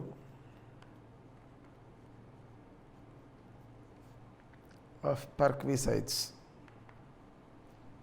under 17 to 1, read with rule 3 sub rule 1, read with rule 3 sub rule 1. Fine. See friends, I am consolidating the facts again before we give the solution. Asasi is Mr. X, is employee of A Limited, posted where at Delhi. Relevant previous year is 1920. Assessment year is 2021. Assessment year is 2021. The remuneration details are as under. Basic salary 35,000 per month till 30th September 2019. 38,000 from 1st October. DA is 40% of basic salary, only 60% is considered for retirement benefits. Commission is 10,000 per month till 30th November. Thereafter, it is 14,000 per month. From 1st December 2019, it is 14,000 per month. Now, bonus is 25% of basic salary. Rent-free accommodation is provided at Delhi, which is owned by A Limited till 31st December 2019. X was transferred to Bombay on 1st September 2019. Rent-free accommodation is provided at Bombay, which is taken on lease by A Limited from 1st September 2019. Then additional information, lease rent paid for Bombay accommodation by A Limited is 9,000 per month till 31st October 2019 and 18,000 per month thereafter required. Determine the taxable value of perquisite under 17 to 1, read with rule 3 sub rule 1. We need to quantify. Sorry. Now, before we give the solution, let us do some analysis.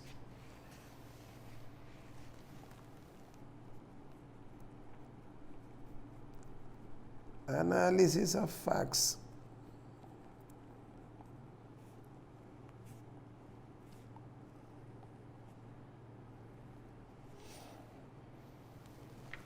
See, previous year 1920,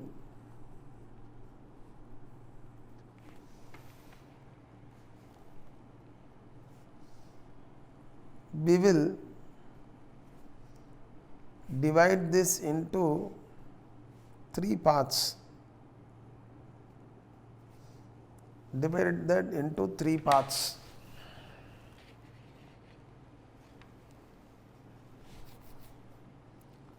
First is 1st April 2019 to 31st August 2019. This is one period.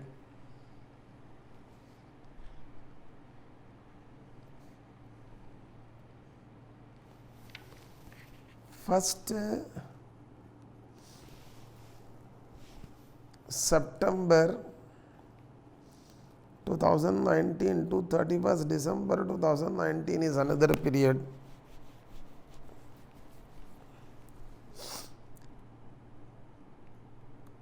First January 2020 to 31st March 2020 is another period. What is the logic in dividing the previous year 1920 into 3 segments? I'll tell you.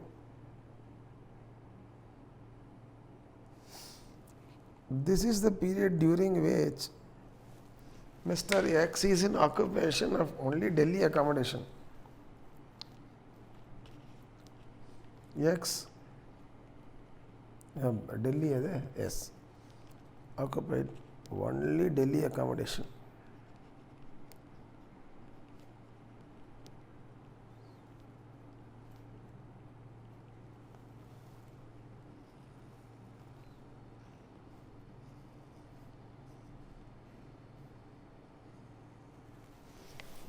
This is the period during which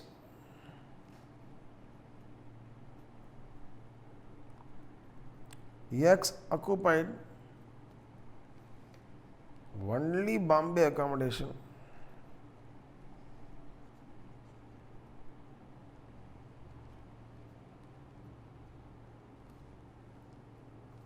This is the period during which X occupied only Bombay accommodation.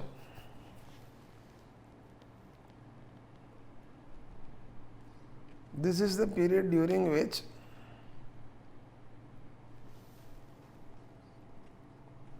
X occupied both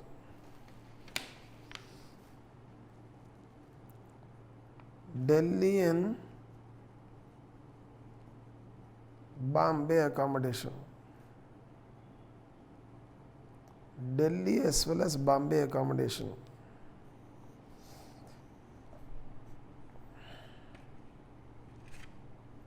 First observation. That means in this period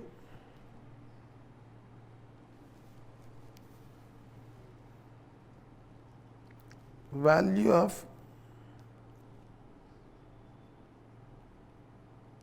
Delhi accommodation is taxed.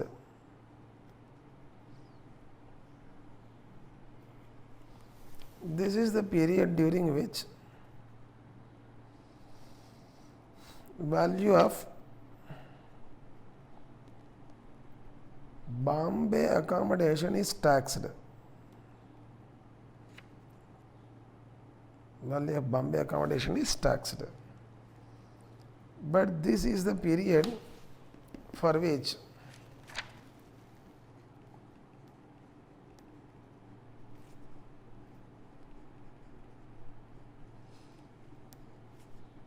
what will happen, I will tell you.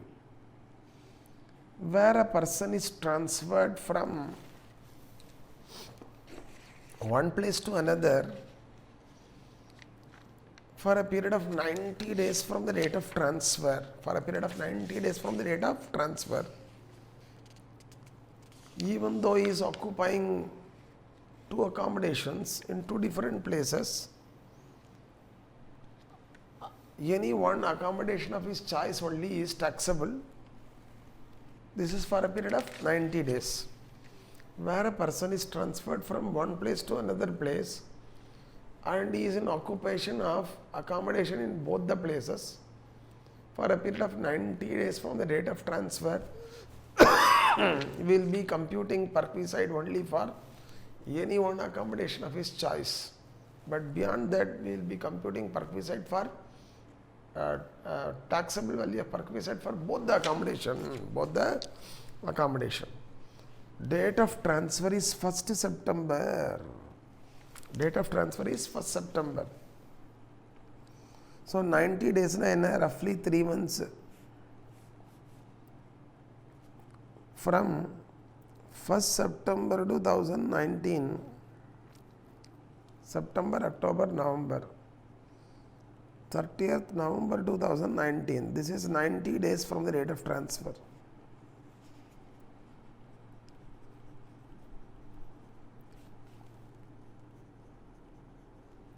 From the date of transfer.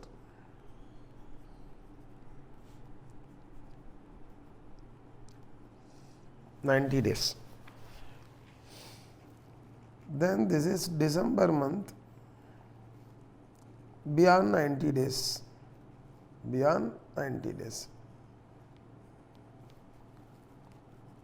Period beyond 90 days.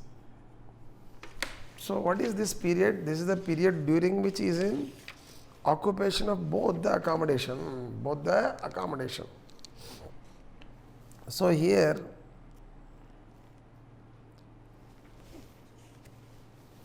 value of, for the month of December, value of both accommodation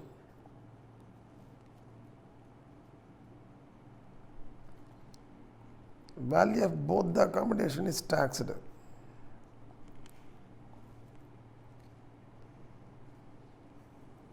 Value of both the accommodation is taxed.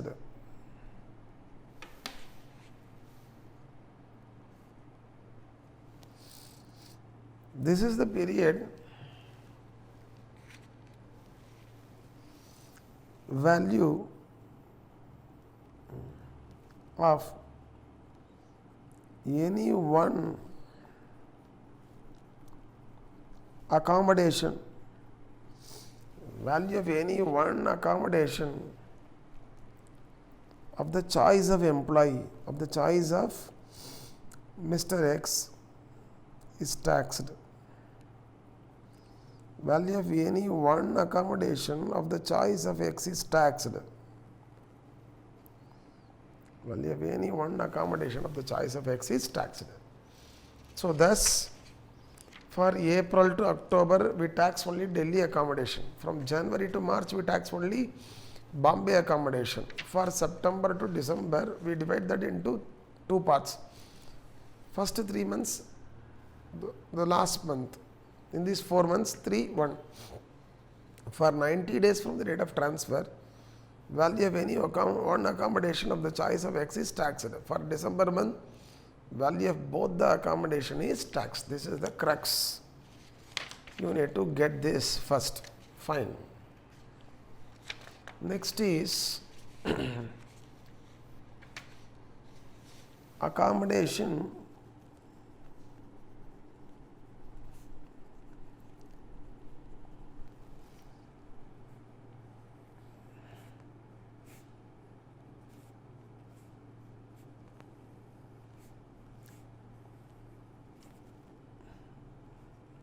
at Delhi, Bombay,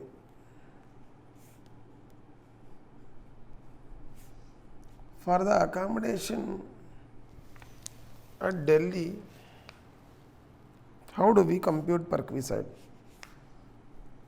This is owned by employer.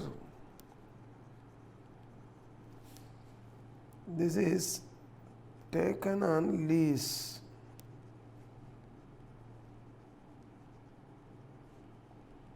By employer. Owned by employer, taken on lease by employer. Taken on lease by employer. Owned by employer. Population of Delhi is more than 25 lakhs, no doubt. Here the taxable value is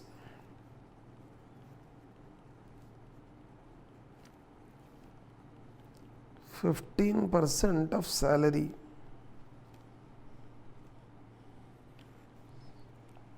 It is what? 15% of salary.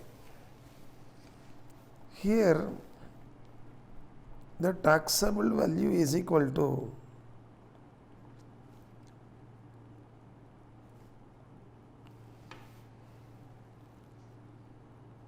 15% of salary or lease rent paid by employer, whichever is less. 15% of salary or lease rent paid by employer, whichever is less. Whichever is less. This is how we compute the perquisite. Taxable value of perquisite is 15% of salary. Here it is 15% of salary or lease rent paid by the employer, whichever is less. This you need to note.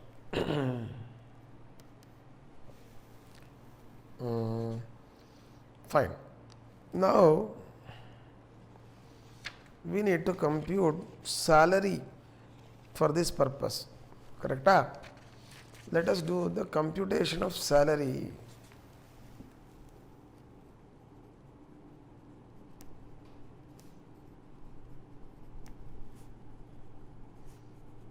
Salary for the purpose of Rule 3, Sub-Rule 1. Computation of salary for the purpose of Rule 3, Sub-Rule 1. There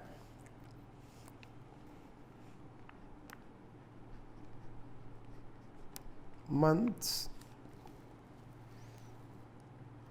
April, May, June, July, August, September, October, November, December, January, February, March. Fine. These are the months. For computing the salary for this purpose, first ingredient, first element is basic salary. Basic salary, it is 35,000 till 30th September.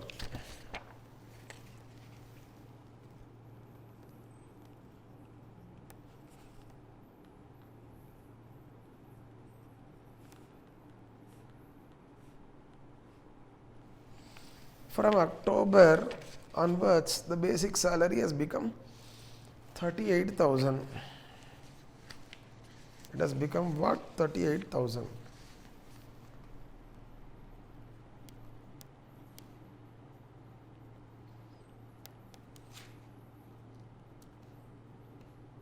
This is basic salary.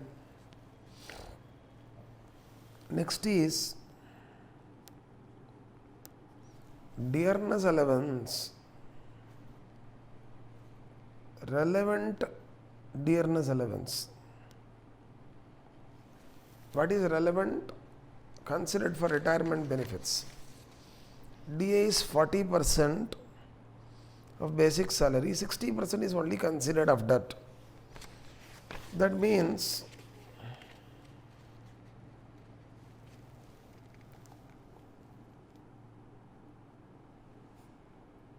this is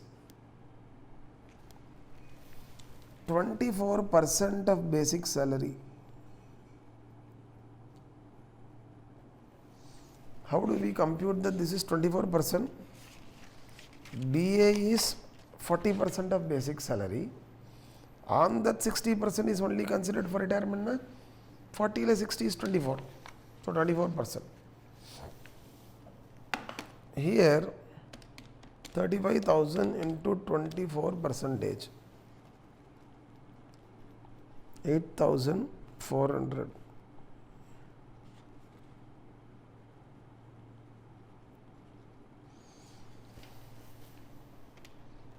$38,000 24%. What is that? 9120. 9120.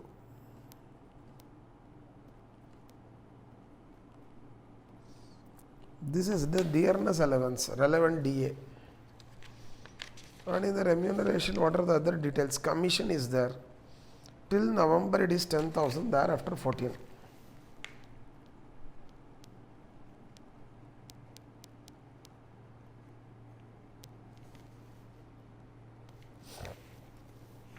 $10,000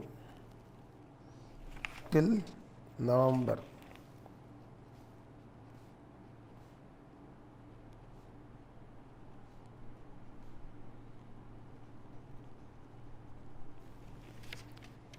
From December 14,000.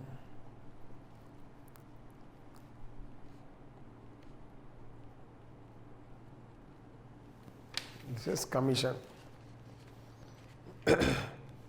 So basic salary, relevant DA, commission, bonus is there, which is 25% of basic salary. Bonus 25% of basic salary.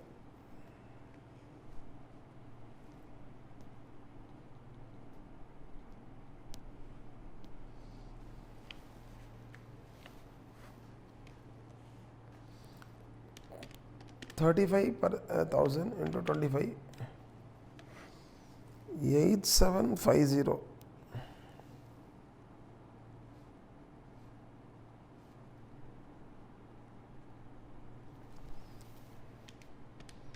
38,000 into 25 percentage. 9,500.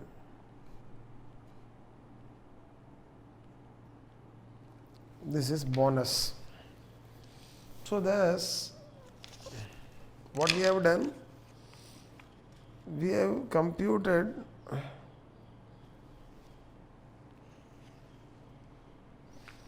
the different elements of relevant salary.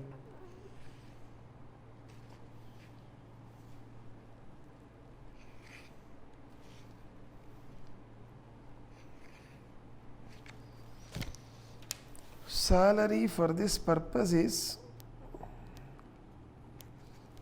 this is 1, 2, 3, 4, 5 is equal to 1 plus 2 plus 3 plus 4. This is salary. No other element was there. This is salary. So, salary is 35,000 plus 8,400 plus 10,000 plus 8750. It is 62,150. It is 62,150. 35,000 plus 8400, 10,000, 8750. This is how much? 62,150. Fine. Now, same is here, same is here, here also, here also. Here also it is same, 62,150. Up to September it is 62,150. Then basic salary 38,9120 plus 10,000 plus 9,500. This is 66620. This is 66620. So 38,9120, 10,000, 9,500. It is this. Next is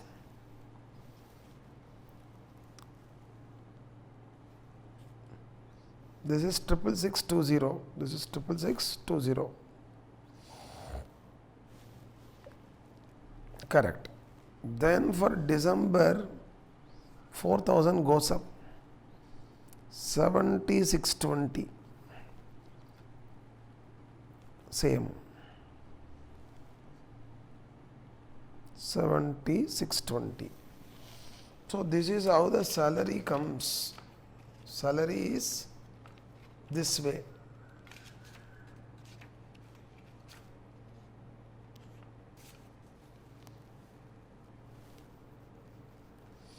Correct.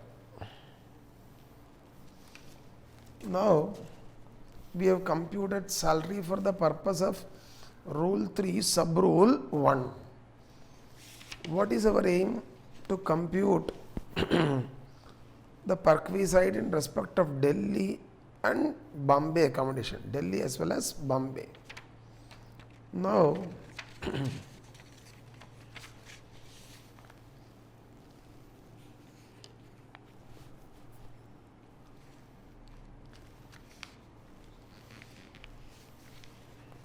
month,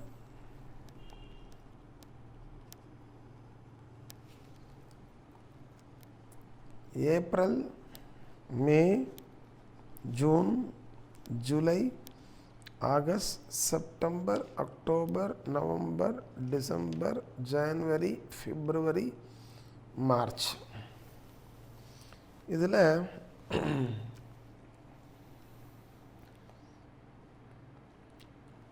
we will compute value of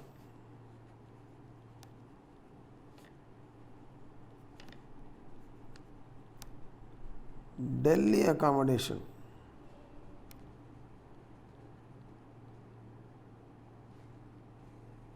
Value of Delhi accommodation. The value of Delhi accommodation, Delhi accommodation is there till December, na? See, Delhi accommodation is till December it was occupied. So, it is 15% of salary.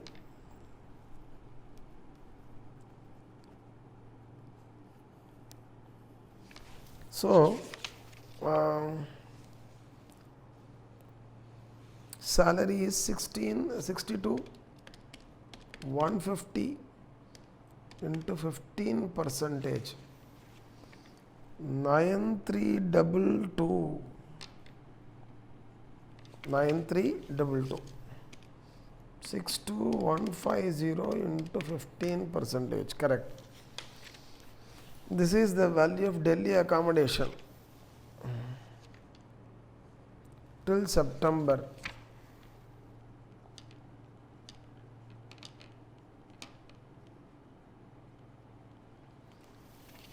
October, the salary has become 66620 on that 15% is 9993. November also salary is same 66620 993. For December 7620 into 15%, it is 10,593. We have computed the value of Delhi accommodation. Next is, we need to ascertain the value of Bombay accommodation. We need to ascertain value of Bombay accommodation. There 15% of salary first,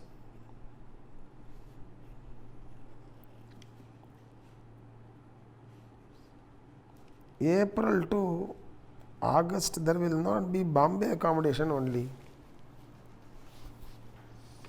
From September onwards only Bombay accommodation comes. September salary is what? 62,150. On that 15% is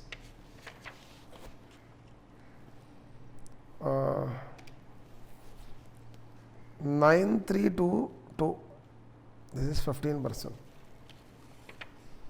Then October salary 15% is 9993. Here it is 9993. 10,593. 10,593. This is 15% of salary.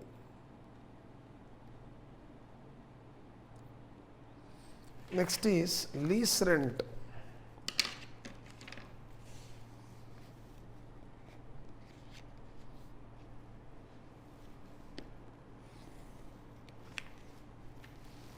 Lease rent.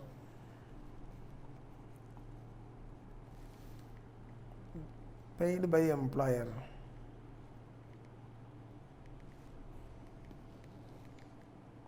Bombay accommodation is leased, na? It was 10,000 or 9,000 for October and September. Thereafter it has become 18,000.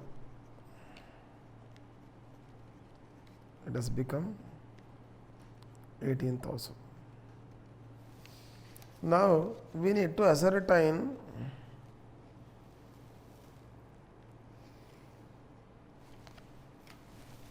value of Bombay accommodation.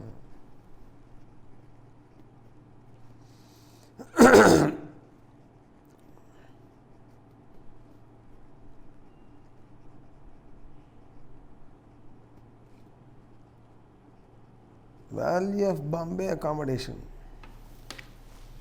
Value of Bombay accommodation, lease rent are 15% of salary. Out of this, whichever is less, 9,000. Whichever is less, 9,000. Whichever is less, 993. Whichever is less, 10,593.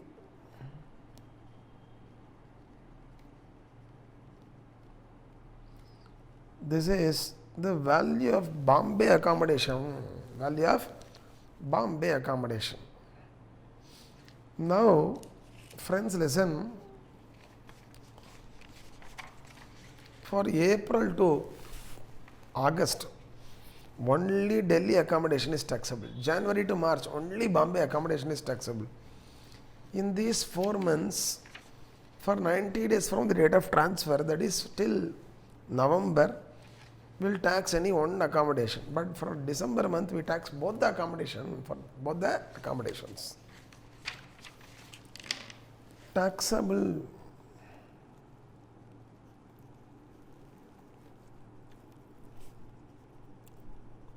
value of perks under 17 class 2(1), read with rule 3 sub rule 1.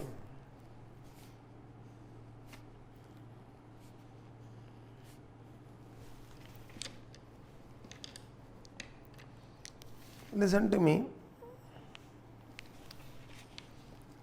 First slot, previous year 1920, first slot,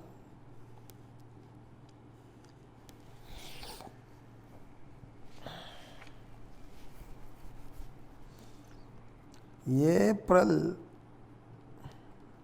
to August, only Delhi accommodation.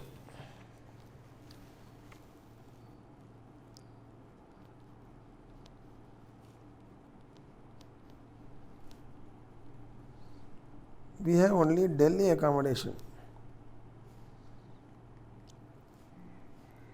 The taxable value of perquisite is equal to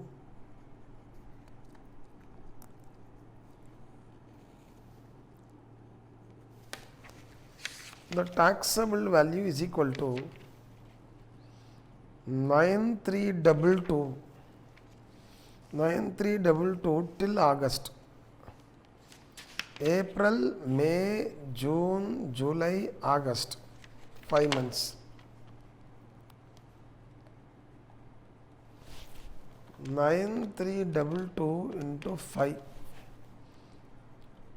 46,610. This is the taxable value of perquisite. Then September month to November month, any one accommodation.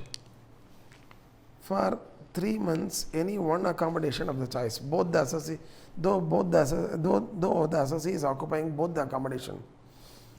Delhi accommodation value is 9322. Bombay accommodation value is 9,000. So tell me, only one accommodation is taxable. Which you will select? You will select the accommodation with more value or less value. Our aim is to pay less tax. Upper total income should be less. Upper the salary income should be less. Upper perquisite should be less. Upper you will select Bombay or Delhi. Okay, Bombay accommodation, the value is 9,000. It is 9,000. So we are offering Bombay accommodation for taxation. Bombay accommodation. And that is how much? 9,000.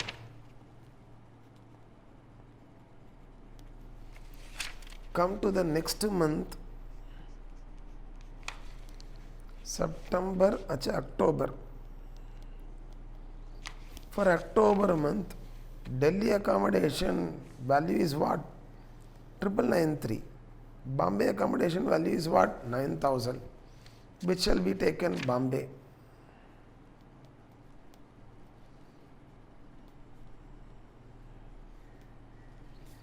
Which is still 9,000. Come to the fourth slot, October, November. Come to the November slot. November, Delhi accommodation is what? 9,993. Bombay accommodation is what? 9,993. Okay, so we can select Bombay or Delhi because both are same. Bombay or Delhi accommodation because both are same. The taxable value is same, but any one only will select. 9,993. 5. December month, we will be taxing both Bombay and Delhi accommodation and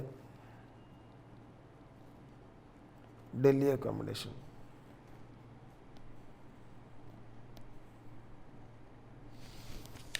Bombay accommodation taxable value is 10,593. Delhi is also 10,593. So here 10,593 into 2.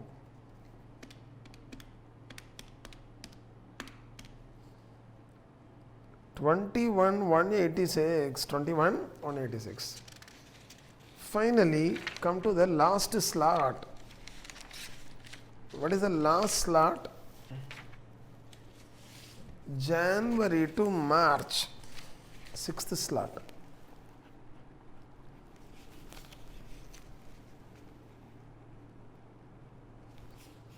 January to March.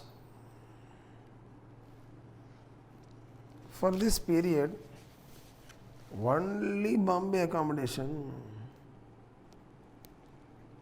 There is only Bombay accommodation. But the taxable value of Parkvi site is equal to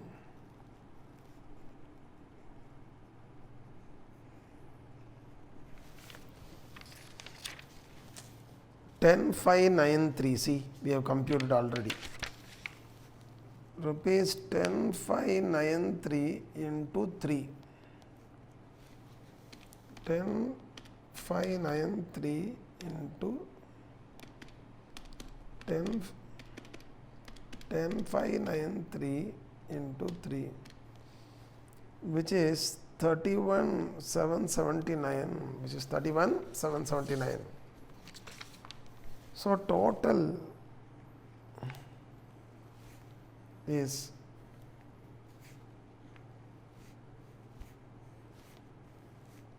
the taxable value of Parkvi site total 46,610 plus 18,000 plus 9,993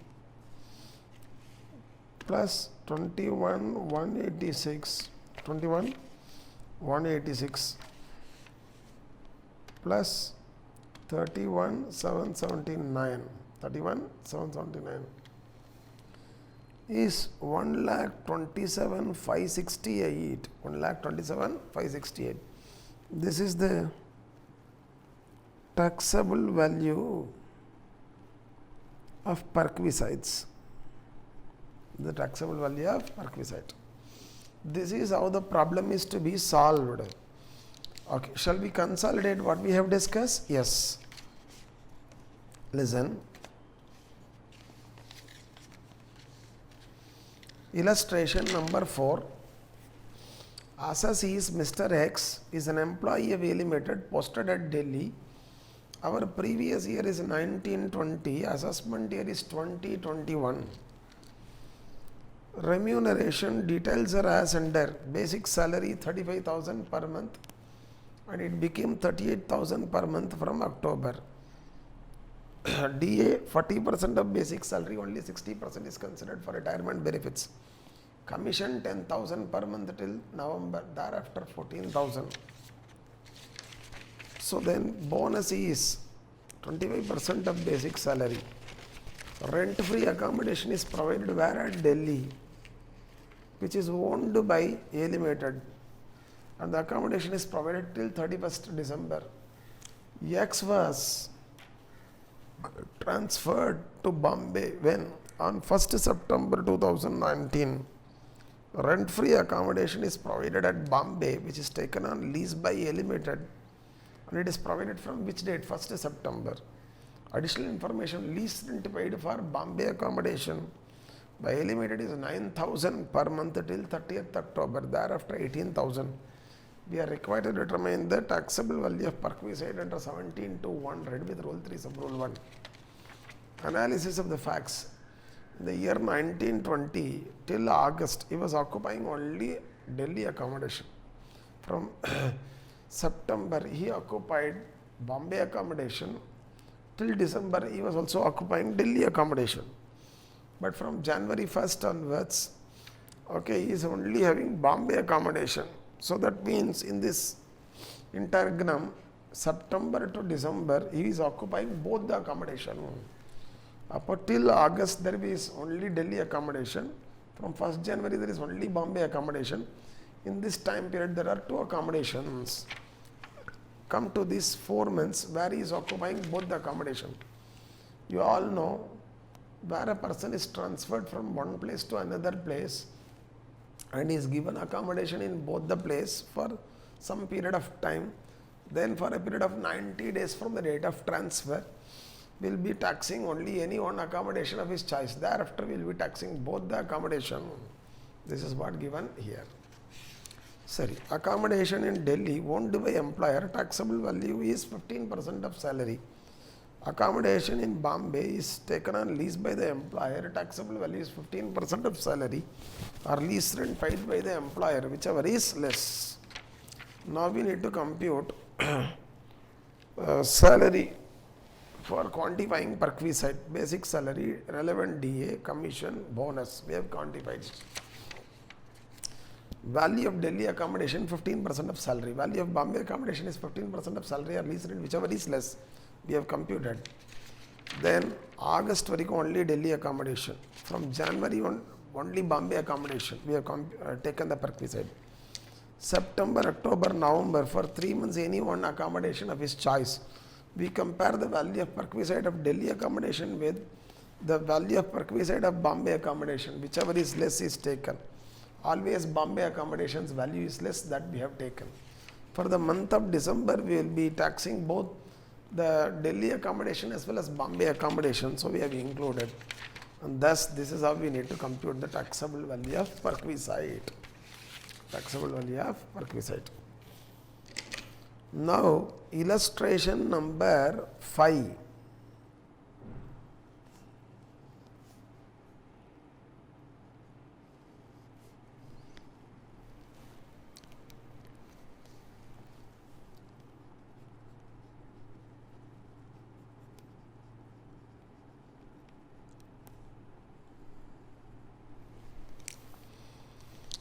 Facts are as under.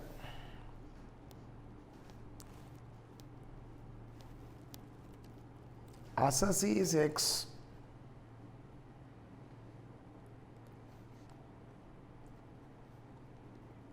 Employee of ABC Private Limited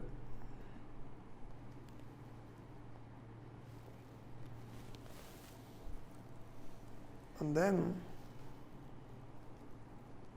previous year 1920, assessment year 2021,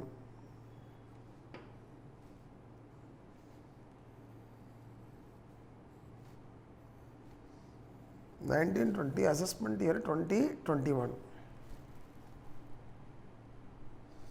Remuneration details are as under. Remuneration details.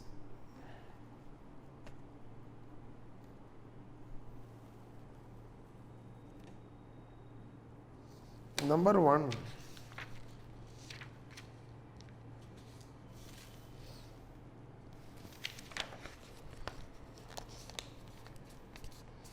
Remuneration details.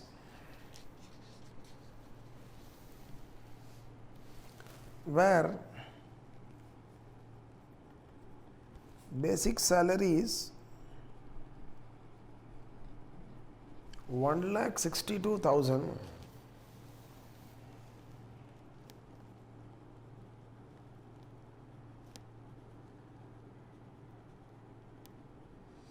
special allowance is 17,000,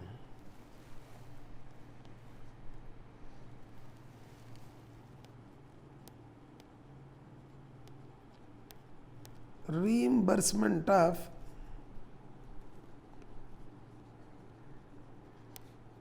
medical expenditure 3,800, 3,800.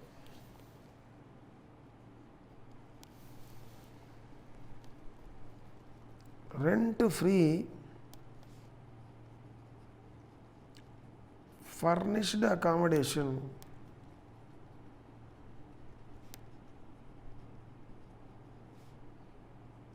is provided. Rent free furnished accommodation is provided at Bombay. Rent free furnished accommodation is provided at Bombay. These are all the details.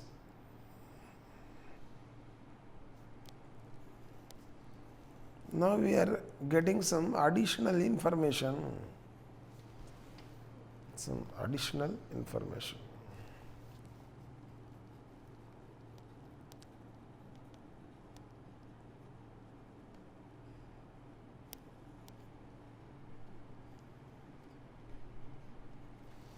Additional information is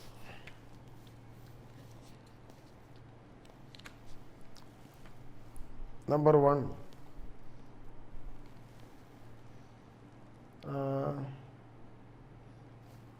this accommodation is owned, leased by employer, taken on lease. Accommodation above, supra means above, was taken on lease by employer, was taken on lease by company ABC Private Limited. Na? ABC Private Limited. Lease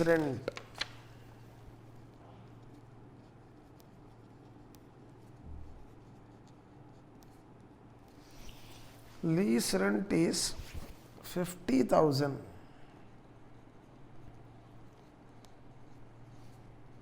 per annum.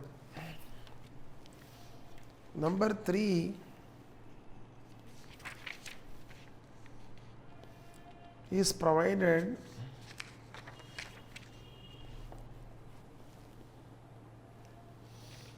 household appliances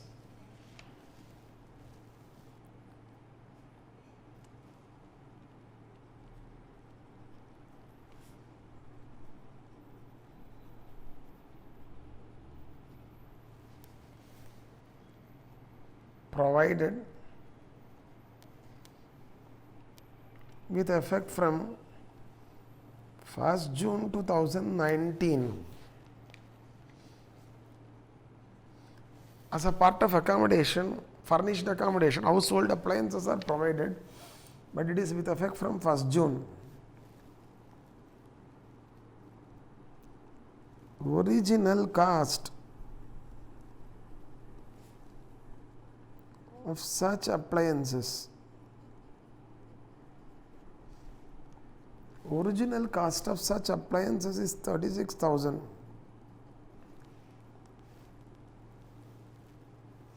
It is 36,000.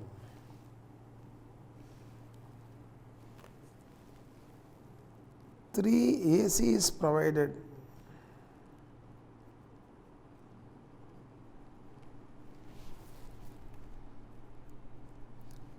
As a part of accommodation.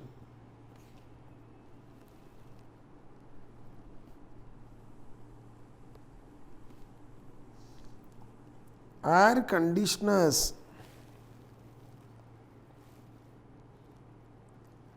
are hired by the employer ABC Private Limited. The higher charges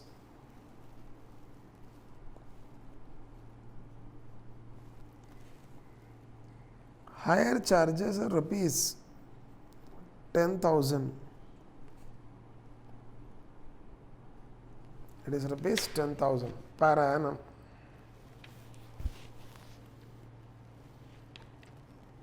Three accommodations provided as a part of accommodation. 3 air conditioners provided as a part of accommodation throughout the previous year. Throughout the previous year 1920. These are all the details required. Determine the taxable value of perquisite.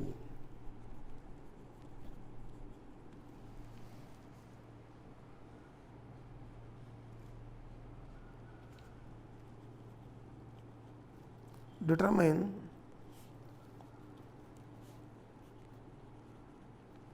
the taxable value of perquisites under 17(2)(1) read with Rule 3 Subrule 1. Determine the taxable value of perquisite under 17(2)(1) read with Rule 3 Subrule 1. Now, computation of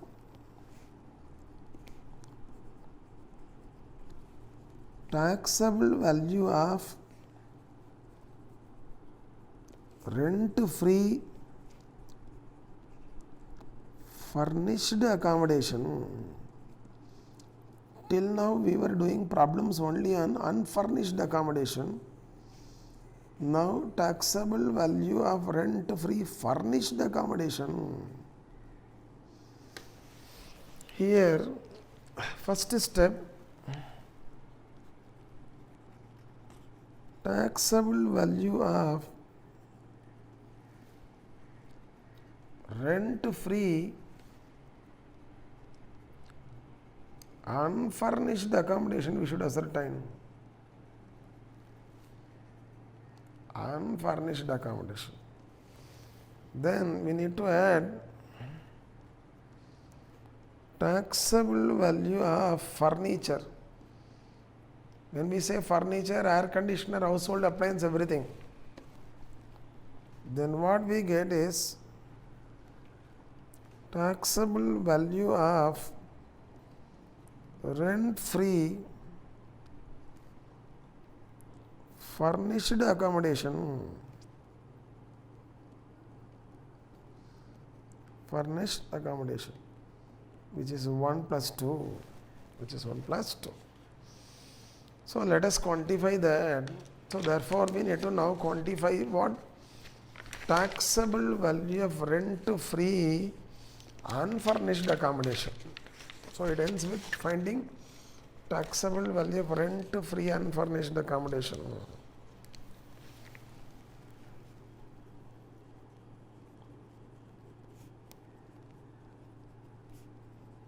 Computation of taxable value of rent-free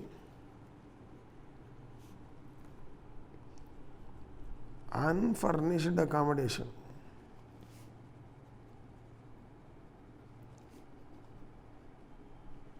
Employee, non-government employee. Accommodation is taken on lease by the employer. First step, 15% of salary. Number 2, lease rent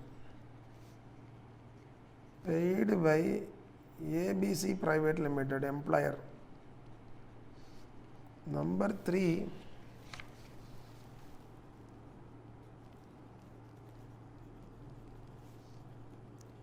taxable value of rent free unfurnished accommodation. Unfurnished accommodation 1 plus 2. See, 1 or 2, whichever is less. 1 or 2, whichever is less.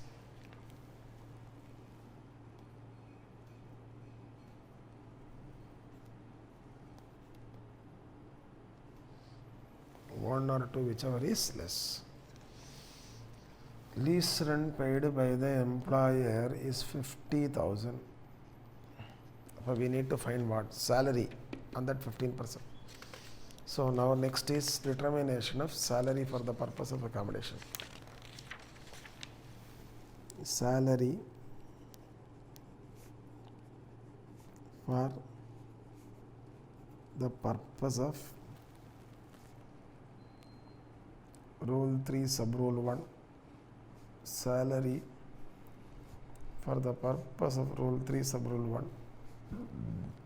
There, number 1, basic salary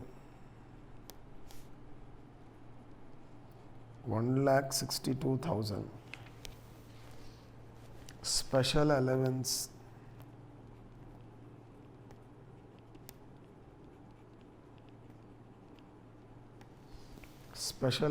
is rupees 17,000. Medical bill reimbursement is perquisite. Medical bill reimbursement is what? Perquisites. So not to be considered. So only these 3 elements are there in salary. So for salary for this purpose is 1 plus 2 plus 3, which is 1,79,000. 1,79,000. Correct. On this 15%. 15% of salary is 1,79,000 into 15%. 26,850. So 26,850, which is less 26,850. So the taxable value of perquisite is 26,850. Taxable value of rent-free unfurnished accommodation is 26,850. So we will incorporate it there, 26,850. Now we need to add the taxable value of furniture. So let us determine that. Taxable value of furniture.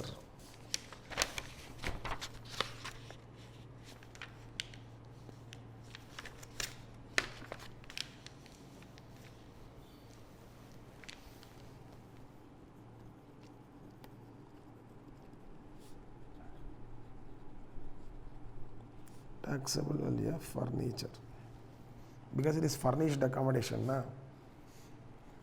Here furniture na, it's a composite term, takes within its fold AC and household appliances. AC and household appliances.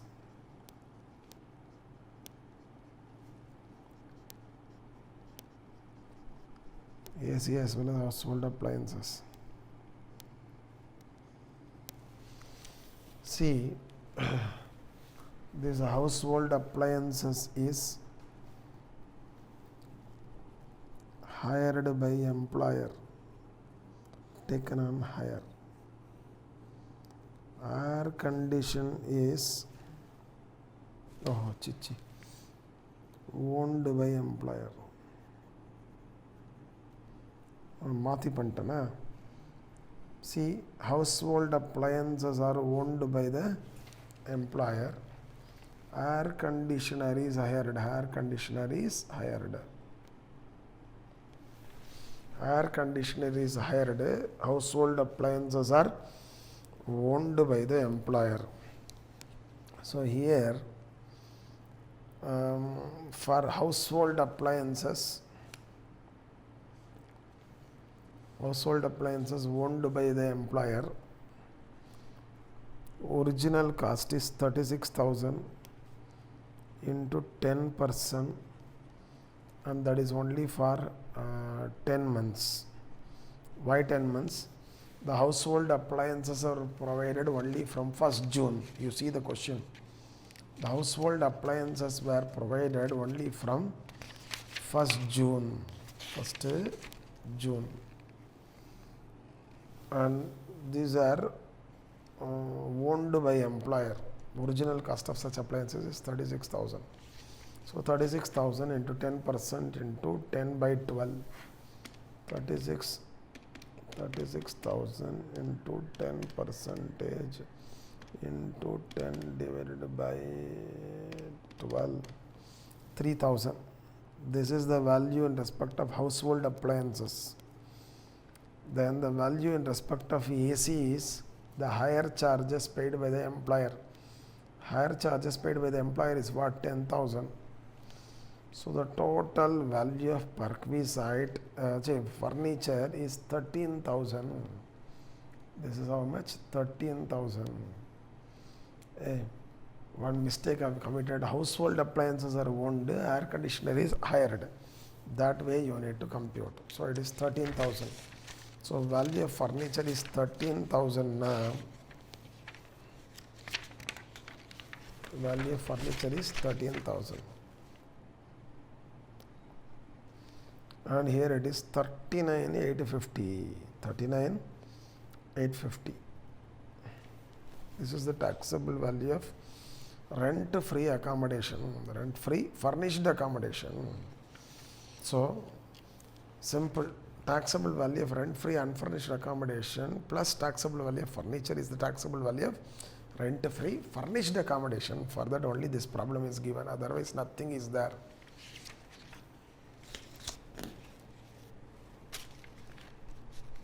Now the last illustration in accommodation is illustration number 6. That is what? Illustration number 6.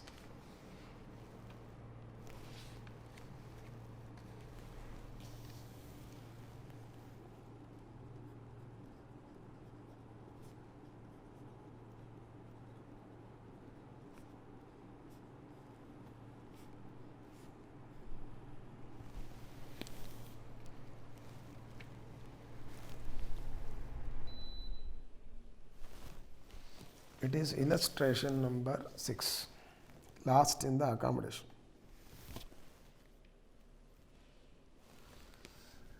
Assessee is Mr. X. He is employee of A Limited.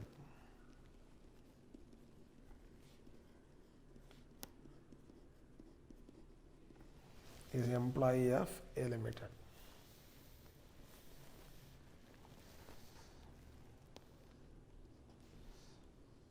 Previous year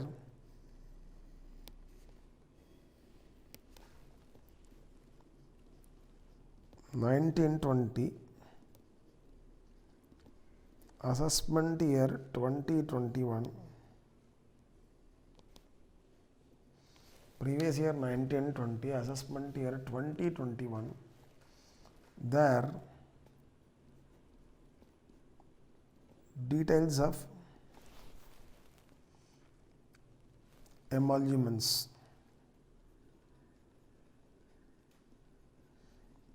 Details of emoluments are as under.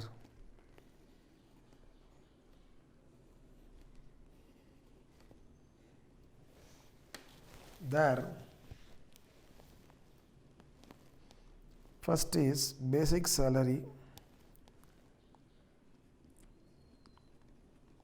It is 60,000 per month till 31st December 2019. Then it became 70,000 per month from 1st January 2020. Next is dearness allowance. It is 4,000 per month. Only 72% is considered for retirement benefits. 72% considered for retirement benefits. 72% considered for retirement benefits. Then education allowance, child education allowance.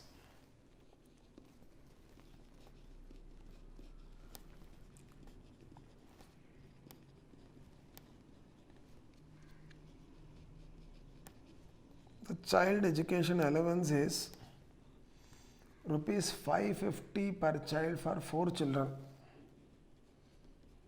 Rupees 550 per child per month for 4 children. It is given for 4 children. This is child education allowance.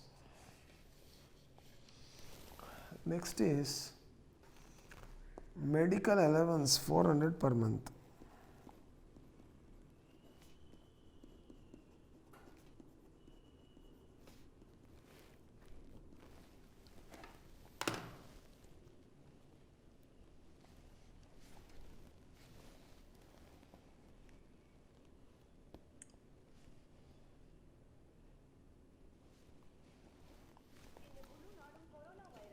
It is 400 per month. Transport allowance is 2,150.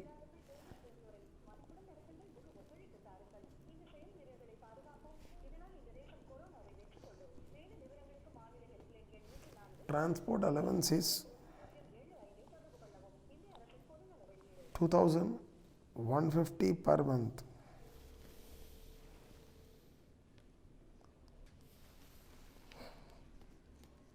Out of this,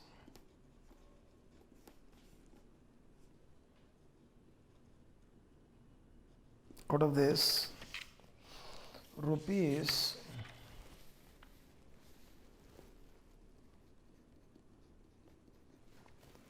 100 per month is spent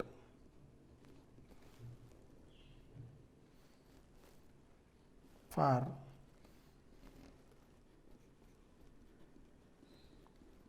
traveling between office and residence.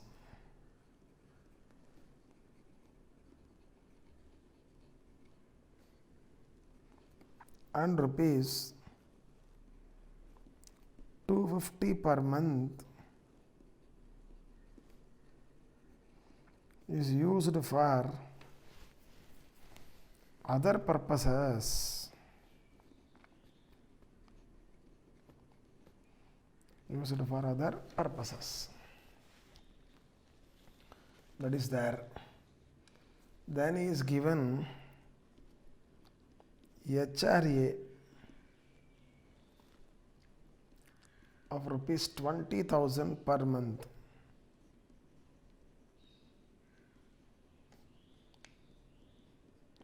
Till 30th November 2019. Till 30th November 2019. Then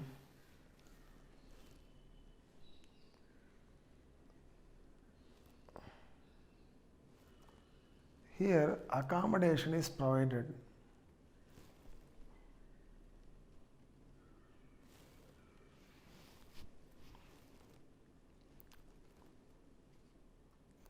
Accommodation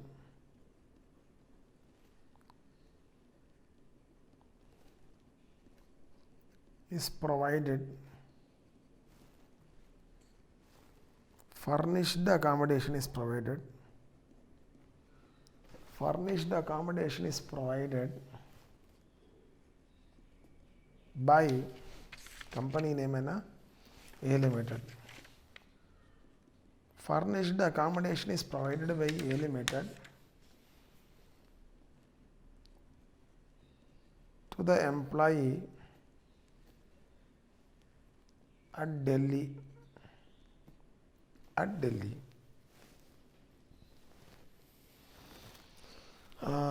Additional information.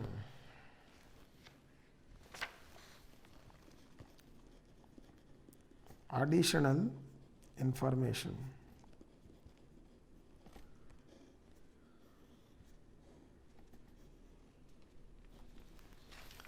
Rent paid at Ghaziabad 18,000 per month.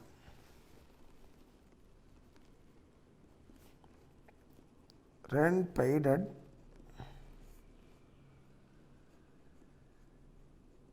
Ghaziabad rupees 18,000 per month. Rent paid at Ghaziabad out of HRA is 18,000 per month.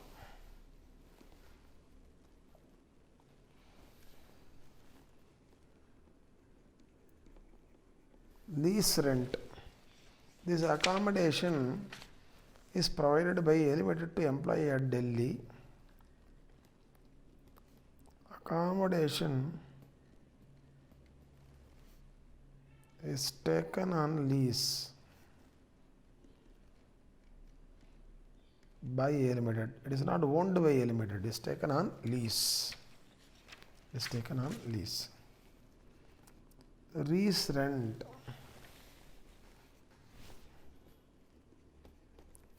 Paid by employer, paid by A Limited for Delhi accommodation.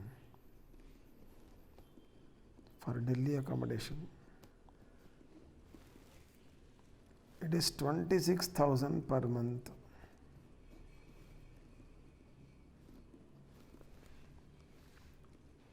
Rent of furniture provided. Higher charges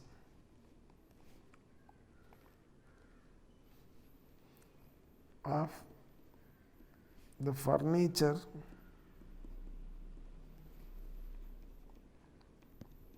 provided as a part of accommodation.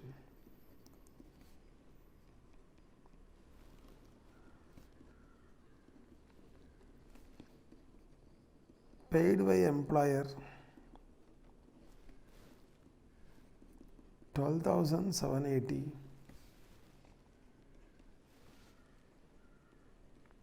Rent recovered by A Limited from X for providing accommodation.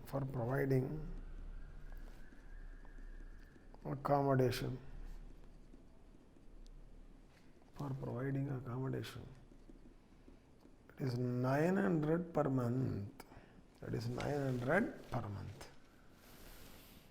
Number 5.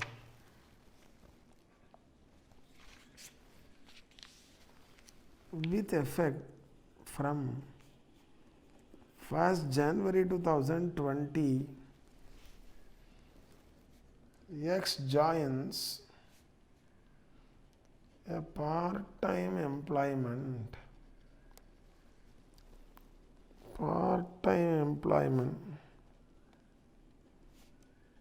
with B Limited without leaving the job of A Limited.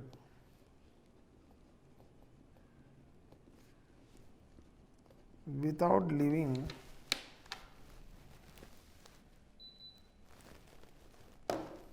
the job of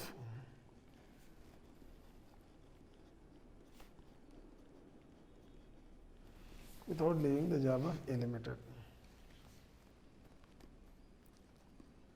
Salary from B Limited. Salary from B Limited is 18,000 per month. 18,000 per month. Required, determine the income chargeable to tax under the head salary. Determine the income chargeable to tax under the head salary for the assessment year 2021. For the assessment year 2021. I am consolidating the facts before we proceed further.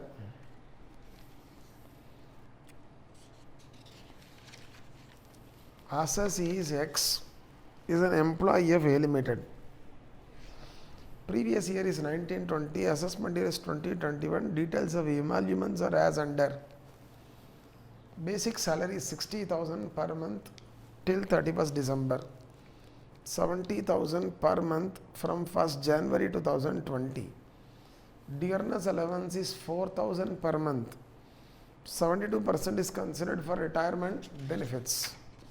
Child education allowance is 550 per child per month for 4 children. Medical allowance is 400 per month. Transportation allowance is 2,150 per month. Out of that, rupees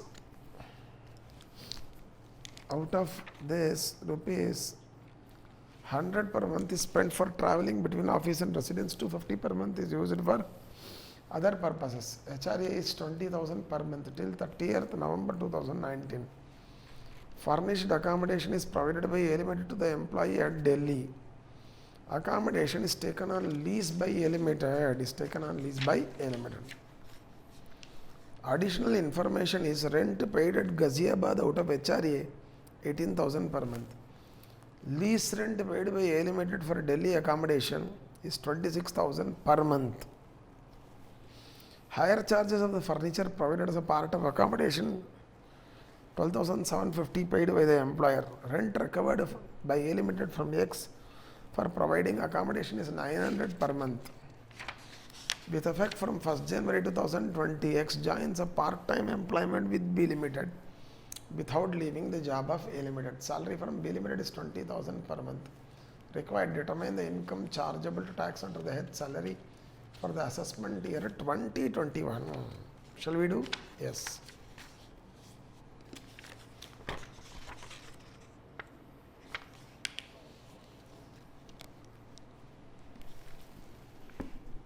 Computation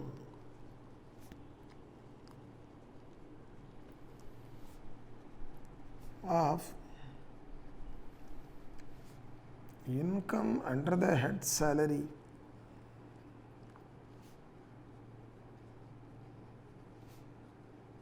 for the assessment year 2021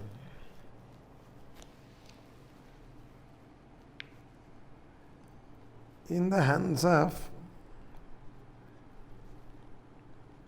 X.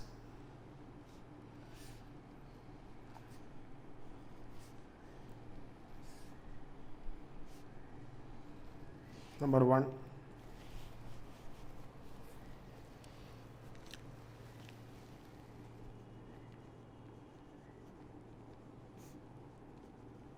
Salary from A Limited. Salary from A Limited. We should compute this first. Their basic salary 60,000 per month till December, thereafter 70,000.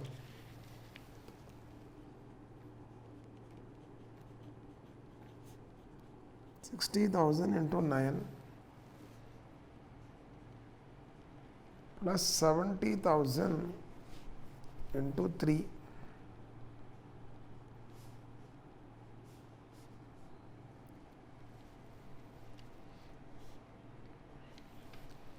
$60,000 into 9 is 5,40,000. 70,000 into 3 is 2,10,000. 5,40,000 plus 2,10,000 is 7,50,000. This is salary, basic salary. B, dearness allowance. Dearness allowance is 4,000 per month. 72% is only considered for retirement benefits. We are not computing salary for any specific purpose. We are computing income under the head salary. So entire DA should be taken. Entire DA should be taken. 4,000 into 12. 48,000. Number C, number third element, child education allowance.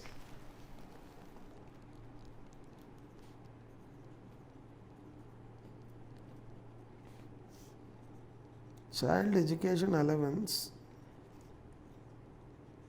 550 into 4 into 12, this much we received, minus the exemption is 100 into 2 into 12, this much is only exempt under 1014. So 550 into 4 into 12, 26,400. Adila 2,400 is exempt. It is coming to 24,000. Child education allowance is what? 24,000. Next is medical allowance 400.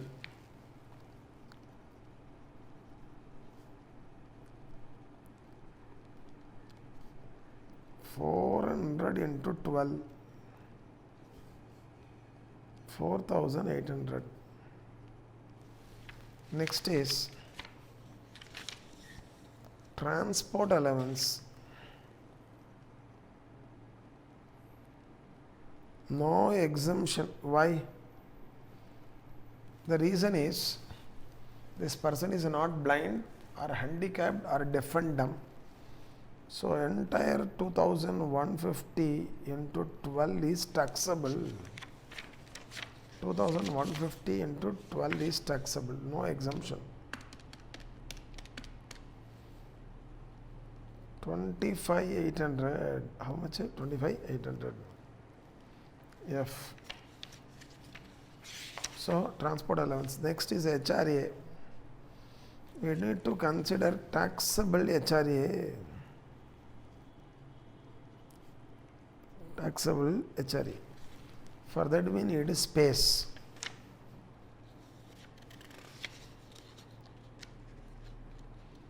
Computation of taxable HRA.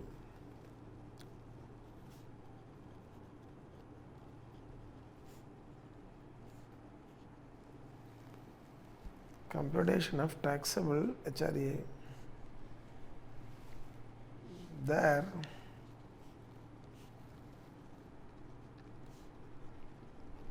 HRA received. How much is the HRA? 20,000 per month. It is till November. April, May, June, July, August, September, October, November. 8 months it is there. 20,000 into 8. It is 1,60,000 minus exemption under 1013A. We need to reduce exemption under 1013A. balance is the taxable HRA 1 minus 2. Now we need to quantify the exemption under 1013A. Exemption under section 1013A. What is the exemption under 1013A? Here we need to compute on a monthly basis.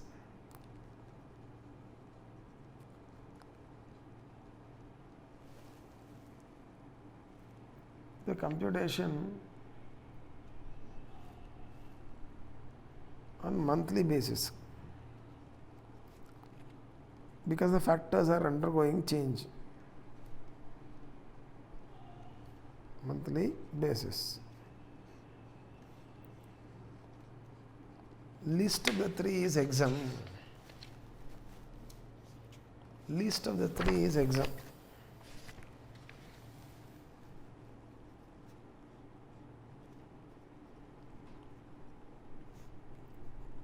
The following is exempt.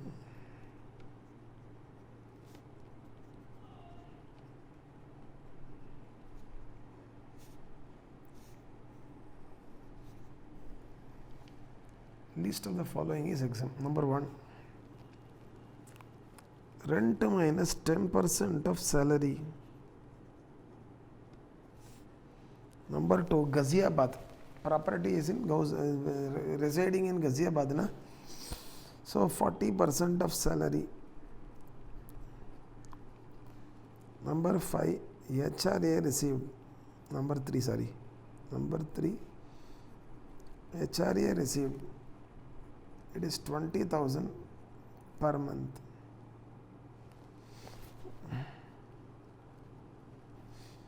The rent was 18,000 per month. Minus 10% of salary. So we need to now compute salary for the purpose of HRA exemption. HRA exemption. Number 1, this is per month I am computing. Basic salary 60,000. Relevant DA 4,000 per month into 72%. 4,000 into 72% is 2880. Turnover commission dash nothing. Salary for this purpose, salary per month for this purpose is 62,880. 62,880. On this 62,880, we shall apply 10%. 6288. So rent minus 10% of salary is 18,000 minus 6288. 11,712.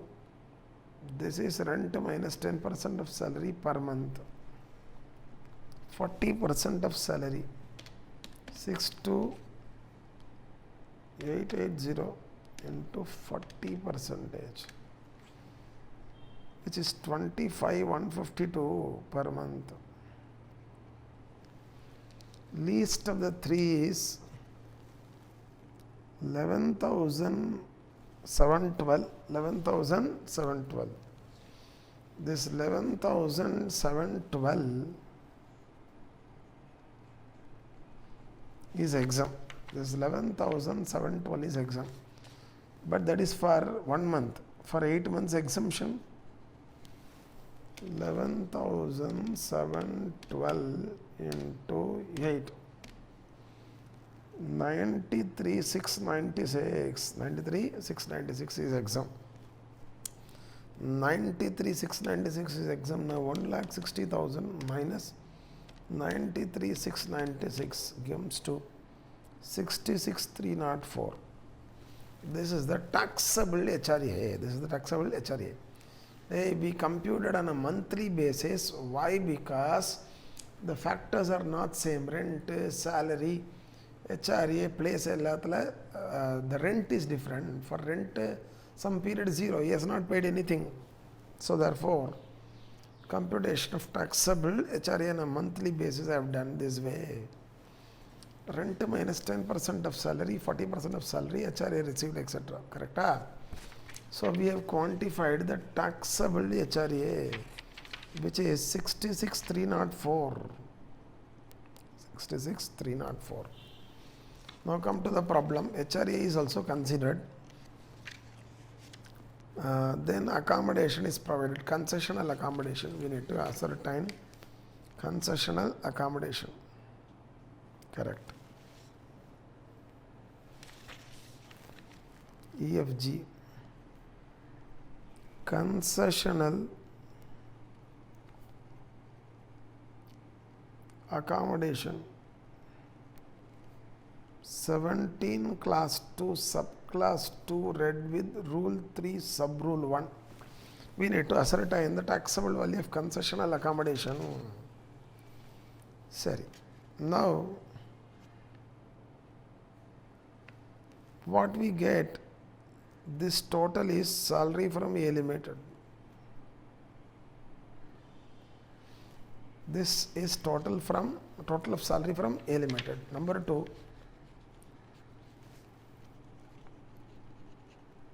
salary from B Limited. 18,000 per month, January, February, March. 18,000 into 3, 54,000 is the salary from B Limited.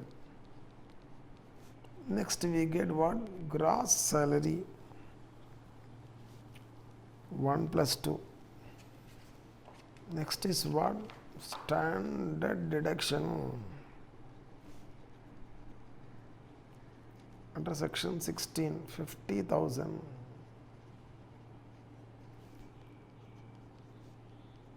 Income chargeable to tax under the head salary, which is 3 minus 4. So only one thing I need to ascertain, then the entire problem is over. What is that? Taxable value of concessional accommodation. Taxable value of concessional accommodation. Computation of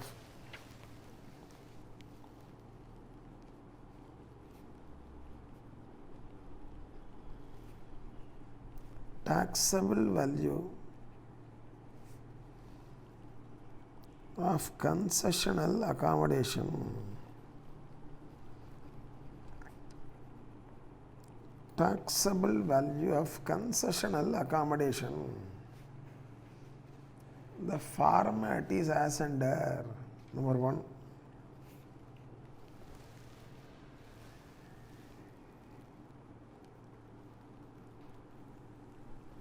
Taxable value of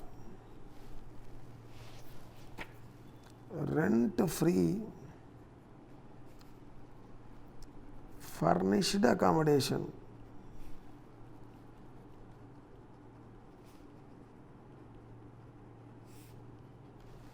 Taxable value of rent-free furnished accommodation. From that,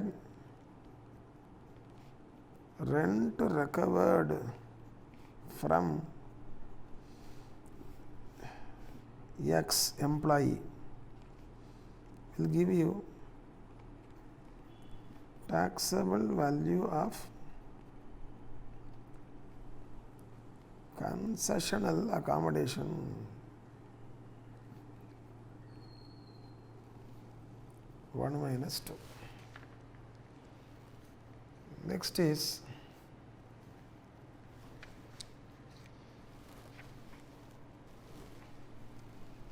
computation of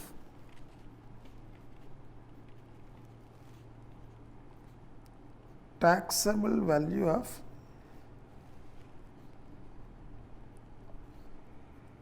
rent free furnished accommodation. Taxable value of rent free furnished accommodation.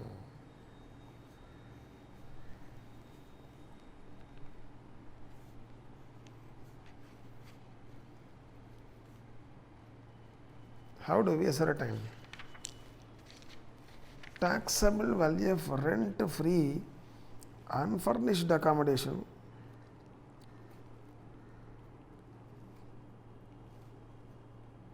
of rent free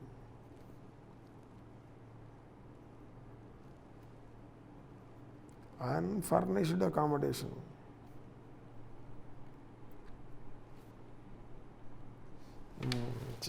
I should have not written this.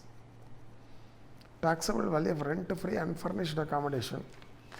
To that I should add taxable value of furniture.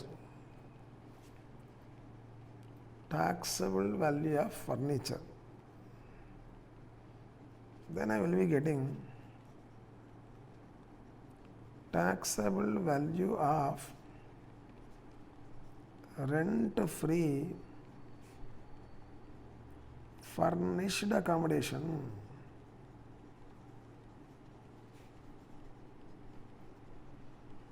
Taxable value of rent free furnished accommodation. Next is we need to ascertain taxable value of rent free unfurnished accommodation. Computation of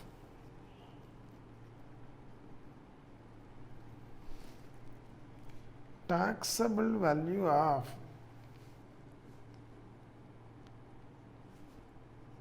rent free unfurnished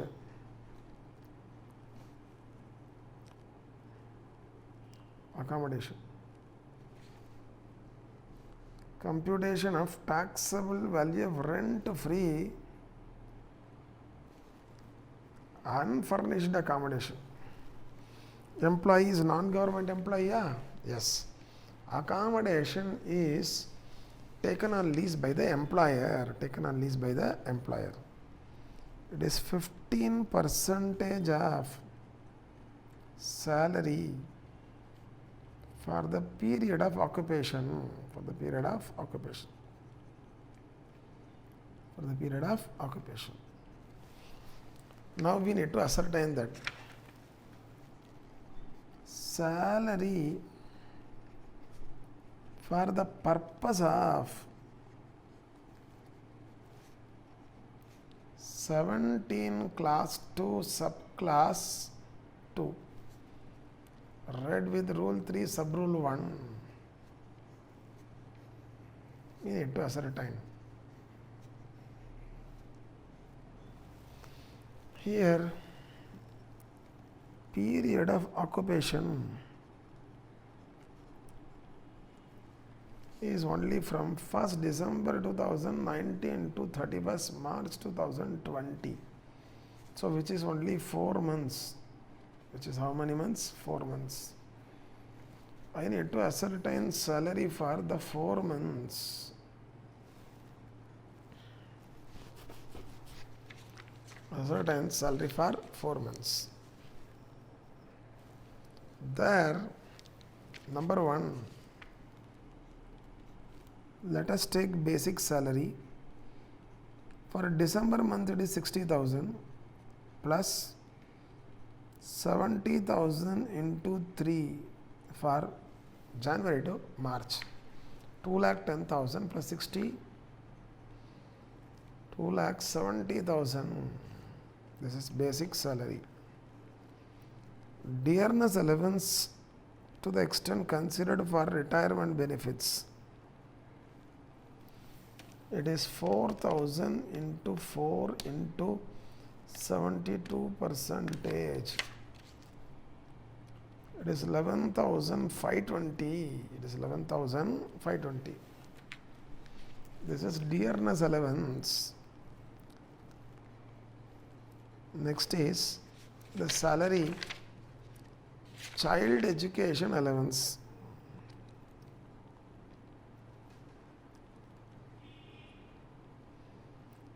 Which is taxable portion is 24,000. Na?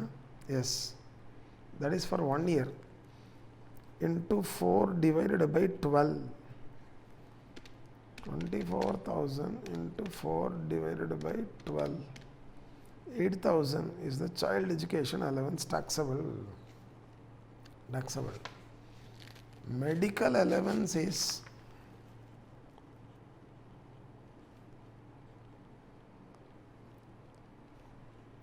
400 into 4, 1,600.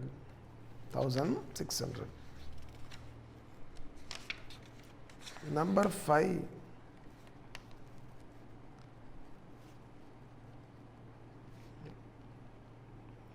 transport allowance 2,150 into 4, fully taxable. 2,150 into 4, 8,600. Then HRA will not come. HRA is only till November. Accommodation is from December. Then for this purpose, salary from all the employees should be taken. Do you remember? These are all representing what? Salary. Relevant salary from A Limited 1 to 4.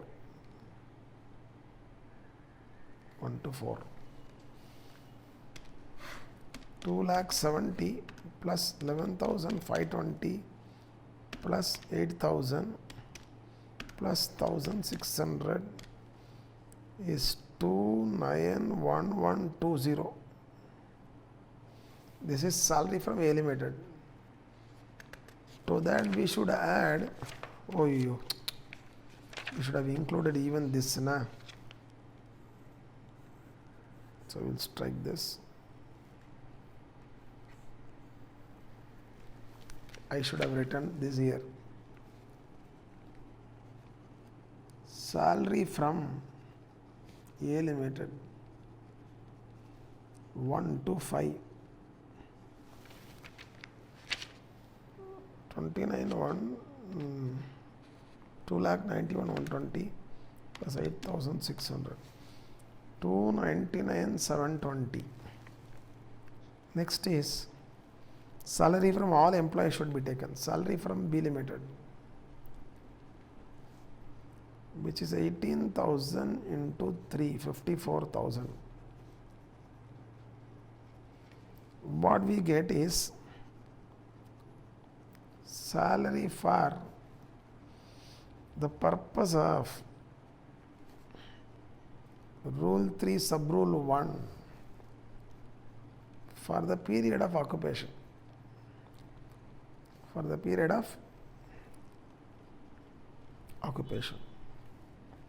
Which is 6 plus 7, 3,53,720. So this is salary for the purpose of accommodation. What we have done, for these 4 months, what is the salary from A Limited, which is to be considered for accommodation purpose, and what is the salary from B Limited? We have taken salary from all the employees considered, 3,53,720. 3,53,720. So 3,53,720 15% comes to 53,058. 53,058. So this is the taxable value of rent-free unfurnished accommodation. 53,058. Then we need to add the taxable value of furniture. Taxable value of furniture is, if you see the question, higher charges of furniture provided as a part of accommodation is 12,780. This is the taxable value of furniture, 12,780. It comes to 65,838. This is the taxable value of rent-free accommodation, furnished accommodation. 65,838 is the taxable value of rent-free furnished accommodation. Rent recovered from X. Rent recovered from X. The question says it is 900 per month. 900 per month. So we shall deduct 900 into 4. 4 months. December, January, February, March. 3,600. 62 to 38. This is the taxable value of concessional accommodation. Concessional accommodation. Taxable value of concessional accommodation we have computed. It is 62 to 38. 62 to 38. Now the total, okay, is 7,50,000 plus 48,000 plus 24,000 plus 4,800 plus 25,800 plus 66,304 plus 6,2238. 9,81,142. 981,142. This is salary from A Limited. Salary from B Limited is 54,000. 10,35,142 is the gross salary, minus 50,000 standard deduction, 985,142. 985,142. This is income chargeable to tax under the head salary. Income chargeable to tax under the head salary. So this is how the problem is to be done. So what we have done, accommodation computation la, listen to me, taxable value of rent-free furnished accommodation minus rent recovered is taxable value of concessional accommodation. Taxable value of rent-free furnished accommodation is taxable value of rent-free unfurnished accommodation plus value of furniture gives you taxable value of rent-free furnished accommodation. So taxable value of rent-free unfurnished accommodation is 15% of salary for the period of occupation. There you should take salary from all the employers. Correct? So this is how the problem is to be done.